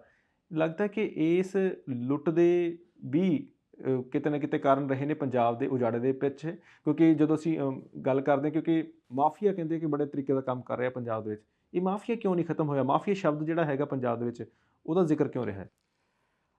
ਤੁਹਾਡੀ ਗੱਲ ਬਿਲਕੁਲ ਠੀਕ ਹੈ। ਇਹਨੂੰ ਜਿਹੜੀ ਪੁਸ਼ਤਪਨਾਹ ਤਾਂ ਪੋਲੀਟੀਕਲੀ ਕਲਾਸ ਦਿੰਦੀ ਹੈ। ਮੈਂ ਡਾਇਰੈਕਟਰ ਇੰਡਸਟਰੀ ਸੀਗਾ, ਤਾਂ ਇੱਕ ਦਿਨ ਸੁਰੇਸ਼ ਅਰੋੜਾ ਜੀ ਆ, ਹੀ ਵਾਜ਼ DGP ਵਿਜੀਲੈਂਸ, ਉਹਨਾਂ ਦਾ ਫੋਨ ਆਇਆ ਕਿ ਲੱਦੜ ਸਾਹਿਬ ਫਲਾਂ ਜ਼ਿਲ੍ਹੇ ਦੇ ਵਿੱਚ ਫਲਾਂ ਜਗ੍ਹਾ ਦੇ ਉੱਤੇ ਨਜਾਇਜ਼ ਮਾਈਨਿੰਗ ਹੋ ਰਹੀ ਹੈ। ਤੇ ਮੈਂ ਉਹਨਾਂ ਨੂੰ ਕਿਹਾ ਕਿ ਬਹੁਤ ਸੀਨੀਅਰ ਅਫਸਰ ਸੇ, ਮੈਂ ਕਿਹਾ ਸਰ ਬਈ ਜੋ ਵੀ ਹੋ ਰਿਹਾ ਹੈਗਾ ਤੁਹਾਨੂੰ ਪਤਾ ਹੀ ਹੈਗਾ, ਜਿੰਨੇ ਹਾਈ ਅਫਸਰ ਉਹਨਾਂ ਦੇ ਧਿਆਨ 'ਚ ਹੈਗਾ ਸਾਰਾ। ਕਹਿੰਦਾ ਪਤਾ ਤਾਂ ਕਰੋ। ਤੇ ਮੈਂ ਕਿਹਾ ਜੀ ਜੇ ਪਤਾ ਕਰ ਵੀ ਲਿਆ ਫਿਰ ਆਪਾਂ ਕੀ ਕਰਾਂਗੇ? ਕਹਿੰਦੇ ਨਹੀਂ ਫਿਰ ਵੀ ਪਤਾ ਤਾਂ ਕਰੋ, ਆਪਾਂ ਜੇ ਕਿਸੇ ਪਾਸਿਓਂ ਸਿਫਾਰਿਸ਼ ਨਾ ਹੋਈ ਆਪਾਂ ਇਹਨੂੰ ਸਟਾਪ ਕਰ ਦਾਂਗੇ। ਮੈਂ ਠੀਕ ਹੈ। ਮੈਂ ਆਪਣਾ ਜਿਹੜਾ ਜ਼ਿਲ੍ਹੇ ਦਾ ਅਫਸਰ ਇੰਚਾਰਜ ਸੀ, ਮੈਂ ਉਹਨੂੰ ਪਤਾ ਕੀਤਾ ਕਿ ਵੀ ਤੂੰ ਜਾ ਕੇ ਪਰਸਨਲੀ ਚੈੱਕ ਕਰਕੇ ਰਿਪੋਰਟ ਕਰ ਕਿ ਕੀ ਇਹਨਾਂ ਕੋਲ ਵੈਲਿਡ ਲਾਇਸੈਂਸ ਹੈ, ਜੋ ਕੰਮ ਕਰ ਰਹੇ ਆ ਜਾਇਜ਼ ਕਰ ਰਹੇ ਆ ਨਜਾਇਜ਼ ਕਰ ਰਹੇ ਆ। ਤਾਂ ਉਹਨੇ ਆਪਾਂ ਨੂੰ ਮੈਨੂੰ 2 ਘੰਟੇ ਦੇ ਵਿੱਚ ਰਿਪੋਰਟ ਕਰਤਾ ਕਿ ਸਰ ਉਹ ਕੰਮ ਨਜਾਇਜ਼ ਹੋ ਰਿਹਾ, ਮਾਈਨਿੰਗ ਜਿਹੜੀ ਹੈਗੀ ਆ ਉਹ ਗਲਤ ਹੋ ਰਹੀ ਆ, ਕੋਈ ਲਾਇਸੈਂਸ ਨਹੀਂ ਹੈ, ਕੋਈ ਪਰਮਿਸ਼ਨ ਨਹੀਂ ਹੈ। ਮੈਂ ਕਿਹਾ ਜੀ ਕੁਛ ਨਹੀਂ ਕਰਨਾ, ਵੇਟ ਕਰ।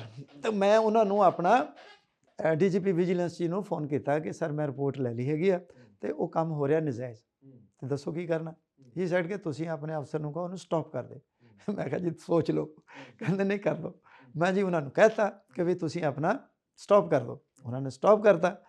2-3 ਘੰਟੇ ਬਾਅਦ ਫਿਰ ਇੱਕ ਪੋਲੀਟੀਕਲ ਬੰਦੇ ਦਾ ਫੋਨ ਆਇਆ ਕਿ ਜੀ ਉਹ ਆਪਣਾ ਤੁਸੀਂ ਸਟਾਪ ਕਰਤਾ ਹੈਗਾ, ਬੰਦ ਕਰਤਾ ਕੰਮ। ਮੈਂ ਕਿਹਾ ਜੀ ਆਪਣਾ ਇਸ ਤਰ੍ਹਾਂ ਸਾਰੀ ਗੱਲ ਦੱਸੀ ਕਿ DGP ਵਿਜੀਲੈਂਸ ਨੇ ਇਨਕੁਆਇਰੀ ਕਰਾਈ ਸੀ। ਕਿਹੜੇ ਸੰਨ ਦੀ ਗੱਲ ਹੈ? ਇਹ ਹੈਗੀ 2015 ਦੀ। ਤੇ ਕਿ ਵੀ ਇਨਕੁਆਇਰੀ ਕਰਵਾਈ ਹੈਗੀ ਆ, ਉਹ ਕੰਮ ਨਜਾਇਜ਼ ਹੋ ਰਿਹਾ। ਕਹਿੰਦੇ ਕਾਹਨੂੰ ਜੀ ਨਜਾਇਜ਼ ਹੋ ਰਿਹਾ? ਬਿਲਕੁਲ ਜਾਇਜ਼ ਹੋ ਰਿਹਾ ਹੈਗਾ। ਮੈਂ ਉਹਨਾਂ ਨੂੰ ਕਿਹਾ, ਬੰਦਾ ਬਹੁਤ ਲਾਗੇ ਸੀਗਾ ਪੋਲੀਟੀਕਲ ਮਾਸਟਰਸ ਦੇ, ਤਾਂ ਮੈਂ ਕਿਹਾ ਜੀ ਜੇ ਤੁਸੀਂ ਕਹਿ ਰਹੇ ਆ ਜਾਇਜ਼ ਤਾਂ ਫਿਰ ਬਿਲਕੁਲ ਜਾਇਜ਼ ਹੈ। ਮੈਂ ਕਿਹਾ ਸਾਨੂੰ ਪਤਾ ਹੈਗਾ ਤੁਸੀਂ ਕੋਈ ਗਲਤ ਕੰਮ ਕਦੇ ਕੀਤਾ ਹੀ ਨਹੀਂ ਹੈ ਕਿ ਹੱਸਣ ਲੱਗ ਪਿਆ। ਤੇ ਕਹਿੰਦੇ ਨਹੀਂ ਡਾਇਰੈਕਟਰ ਸਾਹਿਬ ਉਹਨੂੰ ਤੁਸੀਂ ਚਾਲੂ ਕਰਾਓ। ਮੈਂ ਕਿਹਾ ਜੀ ਹੁਣੀ ਕਹਿ ਦਿੰਦੇ। ਮੈਂ ਫਿਰ ਡਾਇਰੈਕਟਰ ਸਾਹਿਬ ਨਾਲ ਗੱਲ ਕੀਤੀ ਵਿਜੀਲੈਂਸ ਦੇ ਆਪਣੇ ਸੁਰੇਸ਼ ਅਰੋੜਾ ਜੀ ਨਾਲ, ਤੇ ਮੈਂ ਕਿਹਾ ਜੀ ਉਹ ਇਸ ਤਰ੍ਹਾਂ ਫਲਾਂ ਬੰਦੇ ਦਾ ਫੋਨ ਆਇਆ, ਕੀ ਕਰਨਾ? ਕਹਿੰਦੇ ਜੇ ਕਹਿੰਦੇ ਤਾਂ ਹੁਣ ਫਿਰ ਕਰ ਦਿਓ। ਜਾਣੀ ਕਿ ਪੋਲੀਟੀਕਲ ਤੌਰ ਤੇ ਇਦਾਂ ਦੀਆਂ ਚੀਜ਼ਾਂ ਹੋਈਆਂ ਨੇ। ਹੁੰਦੀਆਂ ਆ। ਦੇਖੋ ਜੇ ਮੈਂ ਇਹ ਕਹਾਂ ਕਿ ਜੀ ਮੈਂ ਤਾਂ ਕਦੇ ਵੀ ਲੱਤ ਅੜਾ ਕੇ ਅੰਗਦ ਵਾਂਗੂ ਖੜ ਗਿਆ, it is not possible, not always. Bureaucracy ਨੂੰ ਪੋਲੀਟੀਕਲ ਕਲਾਸ ਮੁਤਾਬਕ ਕੰਮ ਕਰਨਾ ਪੈਂਦਾ। ਦੇਖੋ ਉਹ ਬੰਦਾ ਸੀਗਾ, he was very close to the CM and deputy CM. ਜੇ ਮੈਂ ਉਹਨੂੰ ਕਹਿੰਦਾ ਕਿ ਨਹੀਂ ਇਹ ਨਹੀਂ ਹੋ ਸਕਦਾ, ਤੇ ਹੋ ਸਕਦਾ ਮੈਂ ਹੀ ਸ਼ਾਮ ਨੂੰ ਆਪਣਾ ਟਰਾਂਸਫਰ ਹੋਇਆ ਹੁੰਦਾ। ਵੈਸੇ ਲੰਦਰ ਸਾਹਿਬ ਇੱਕ ਬੜੀ ਅਹਿਮ ਚੀਜ਼ ਆ, ਪੰਜਾਬ ਲੁੱਟ ਰਿਹਾ ਹੋਵੇ ਤਾਂ ਆਪ ਦੇਖਣਾ ਪਵੇ ਉਹਨੂੰ, ਕਿੱਦਾਂ ਦੀ ਫੀਲਿੰਗ ਹੁੰਦੀ ਉਸ ਵੇਲੇ? ਦੇਖੋ ਇਸ ਤਰ੍ਹਾਂ ਹੈ ਭੋਗਲ ਜੀ, ਇਹ ਤੁਹਾਡੀ ਗੱਲ ਬਿਲਕੁਲ ਵਾਜਬ ਹੈਗਾ ਕਿ ਆਪਣਾ ਲੋਕੀ ਜਿਵੇਂ ਅੱਜ ਦੇ ਦਿਨ ਦੇ ਵਿੱਚ 92 MLA ਆਮ ਆਦਮੀ ਪਾਰਟੀ ਨੂੰ ਕਿਹਨੇ ਦਿੱਤੇ ਆ? ਪੰਜਾਬ ਦੀ ਪਬਲਿਕ ਨੇ ਦਿੱਤੇ ਆ। ਪੰਜਾਬ ਦਾ ਜੋ ਹਾਲ ਹੈ ਤੁਹਾਡੇ ਸਾਹਮਣੇ ਹੈ। ਲੇਕਿਨ ਜੇ ਆਪਾਂ ਕਹੀਏ ਕਿ ਇਹਦੇ ਵਾਸਤੇ ਕਸੂਰਵਾਰ ਬਿਊਰੋਕ੍ਰੇਸੀ ਹੈ, ਤਾਂ ਮੈਂ ਸਹਿਮਤ ਨਹੀਂ। ਕਿਉਂ? ਕਿਉਂਕਿ ਕਿਹੜੇ ਬਿਊਰੋਕਰੇਟ ਤੋਂ ਕੀ ਕੰਮ ਲੈਣਾ, ਇਹ ਤਾਂ ਪੋਲੀਟੀਕਲ ਕਲਾਸ ਡਿਸਾਈਡ ਕਰਦੀ ਹੈ। ਅਫਸਰ ਦਾ ਕੰਮ ਇਹ ਆ, ਧਰਮ ਇਹ ਹੈਗਾ ਪੋਲੀਟੀਕਲ ਮਾਸਟਰ ਨੂੰ ਬਰੀਫ ਕਰਨਾ ਕਿ ਸਰ ਇਹ ਠੀਕ ਹੈ, ਇਹ ਗਲਤ ਹੈ। ਤੁਹਾਡੇ ਤੇ ਵੀ ਇਲਜ਼ਾਮ ਲੱਗੇ ਸੀ ਉਸ ਵੇਲੇ? ਨਹੀਂ, ਇਲਜ਼ਾਮ ਤਾਂ ਕੋਈ ਇਸ ਤਰ੍ਹਾਂ ਦਾ ਨਹੀਂ ਲੱਗਿਆ ਮੇਰੇ ਤੇ, ਕਿਸੇ ਤਰ੍ਹਾਂ ਦਾ ਵੀ, ਕਿਸੇ ਵੇਲੇ ਵੀ। ਪਰ ਹਾਂ, ਮੈਂ ਇੱਕ ਜਦੋਂ ਮੈਂ ਡਿਵੀਜ਼ਨਲ ਕਮਿਸ਼ਨਰ ਆਪਣਾ ਜਲੰਧਰ ਸੀਗਾ, ਪਟਿਆਲਾ ਵੀ ਸੀਗਾ, ਤਾਂ ਮੈਂ ਇੱਕ ਆਰਬਿਟ੍ਰੇਸ਼ਨ ਦੇ ਕੇਸਿਸ ਕਰਦਾ ਸੀਗਾ। ਆਰਬਿਟ੍ਰੇਸ਼ਨ ਦਾ ਇੱਕ ਐਕਟ ਹੈਗਾ 1996, ਉਹਦੇ ਵਿੱਚ ਜਿਵੇਂ ਆਪਣਾ ਨੈਸ਼ਨਲ ਹਾਈਵੇ ਦੀ ਵਾਈਡਨਿੰਗ ਹੋ ਰਹੀ ਸੀ, ਸਾਰੇ ਕੇਸ ਕਮਿਸ਼ਨਰ ਕੋਲ ਆਉਂਦੇ ਸੀ, ਔਰ ਉਹਦੇ 'ਚ ਐਕਟ 'ਚ ਲਿਖਿਆ ਸੀਗਾ ਕਿ ਜਿਹੜਾ ਆਰਬਿਟਰੇਟਰ ਹੈ ਉਹਨੇ ਆਪਣੀ ਇੱਕ ਫੀਸ ਲੈਣੀ ਹੈ, ਫੀਸ ਖੁਦ ਨਿਰਧਾਰਿਤ ਕਰਨੀ ਹੈ, ਦੋਨਾਂ ਪਾਰਟੀਆਂ ਤੋਂ ਬਰਾਬਰ ਲੈਣੀ ਹੈ। ਜੇ ਇੱਕ ਪਾਰਟੀ ਨਾ ਦੇਵੇ ਦੂਜੀ ਪਾਰਟੀ ਤੋਂ ਲੈਣੀ ਹੈ, ਜੇ ਦੋਨੇ ਨਾ ਦੇਣ ਅਵਾਰਡ ਦੇਣਾ ਨਹੀਂ, ਸਸਪੈਂਡ ਕਰ ਦਿਓ। ਇਹ ਐਕਟ ਇਜ਼ ਵੈਰੀ ਕਲੀਅਰ। ਤੋ ਬਾਅਦ ਦੇ ਵਿੱਚ ਇੱਕ PIL ਹੋ ਗਈ, ਉਹਨੂੰ ਮੇਰੇ ਚੀਫ ਸੈਕਟਰੀ ਨੇ ਵੀ ਸਪੋਰਟ ਕੀਤਾ, ਪ੍ਰਿੰਸੀਪਲ ਸੈਕਟਰੀ ਟੂ CM ਨੇ ਵੀ ਸਪੋਰਟ ਕੀਤਾ। ਹਾਲਾਂਕਿ ਮੁੱਖ ਮੰਤਰੀ ਨੂੰ ਜਦੋਂ ਮੈਂ ਬਰੀਫ ਕੀਤਾ ਤਾਂ ਉਹਨਾਂ ਨੇ ਐਡਵੋਕੇਟ ਜਨਰਲ ਨੂੰ ਕਿਹਾ ਕਿ ਲੱਦੜ ਸਾਹਿਬ ਦੇ ਦਾ ਪੱਖ ਪੇਸ਼ ਕਰੋ ਤੇ ਹੀ ਇਜ਼ ਰਾਈਟ। ਤੇ ਉਹ ਫਿਰ ਮਤਲਬ ਮਸਲਾ ਜਿਹੜਾ ਸੀਗਾ ਉਹ ਸਾਡੀ ਸਰਕਾਰ, ਚੀਫ ਸੈਕਟਰੀ ਨੇ ਇੱਕ ਦਿਨ ਮੈਨੂੰ ਬੁਲਾਇਆ CM ਦੇ ਕਹਿਣ 'ਤੇ, ਉਹ ਮੈਨੂੰ ਕਹਿਣ ਲੱਗੇ ਤੁਸੀਂ ਇੰਨੀ ਫੀਸ ਲੈ ਲਈ ਆ, 5.5 ਸਾਲ ਹੋ ਗਏ, ਫੀਸ ਹੌਲੀ 5-5 10 ਹਜ਼ਾਰ ਹੁੰਦੀ 1.5 ਕਰੋੜ ਰੁਪਈਆ ਹੋ ਗਈ। ਮੈਨੂੰ ਕਹਿਣ ਲੱਗੇ ਇੰਨੀ ਤਾਂ ਤਨਖਾਹ ਨਹੀਂ ਹੁੰਦੀ ਪੂਰੇ ਕੈਰੀਅਰ ਜਿੰਨੀ ਤੁਸੀਂ ਫੀਸ ਲੈ ਲਈ ਹੈ। ਮੈਂ ਕਿਹਾ ਜੀ ਮੈਂ ਕਿਸੇ ਤੋਂ ਖੋਈ ਹੈ?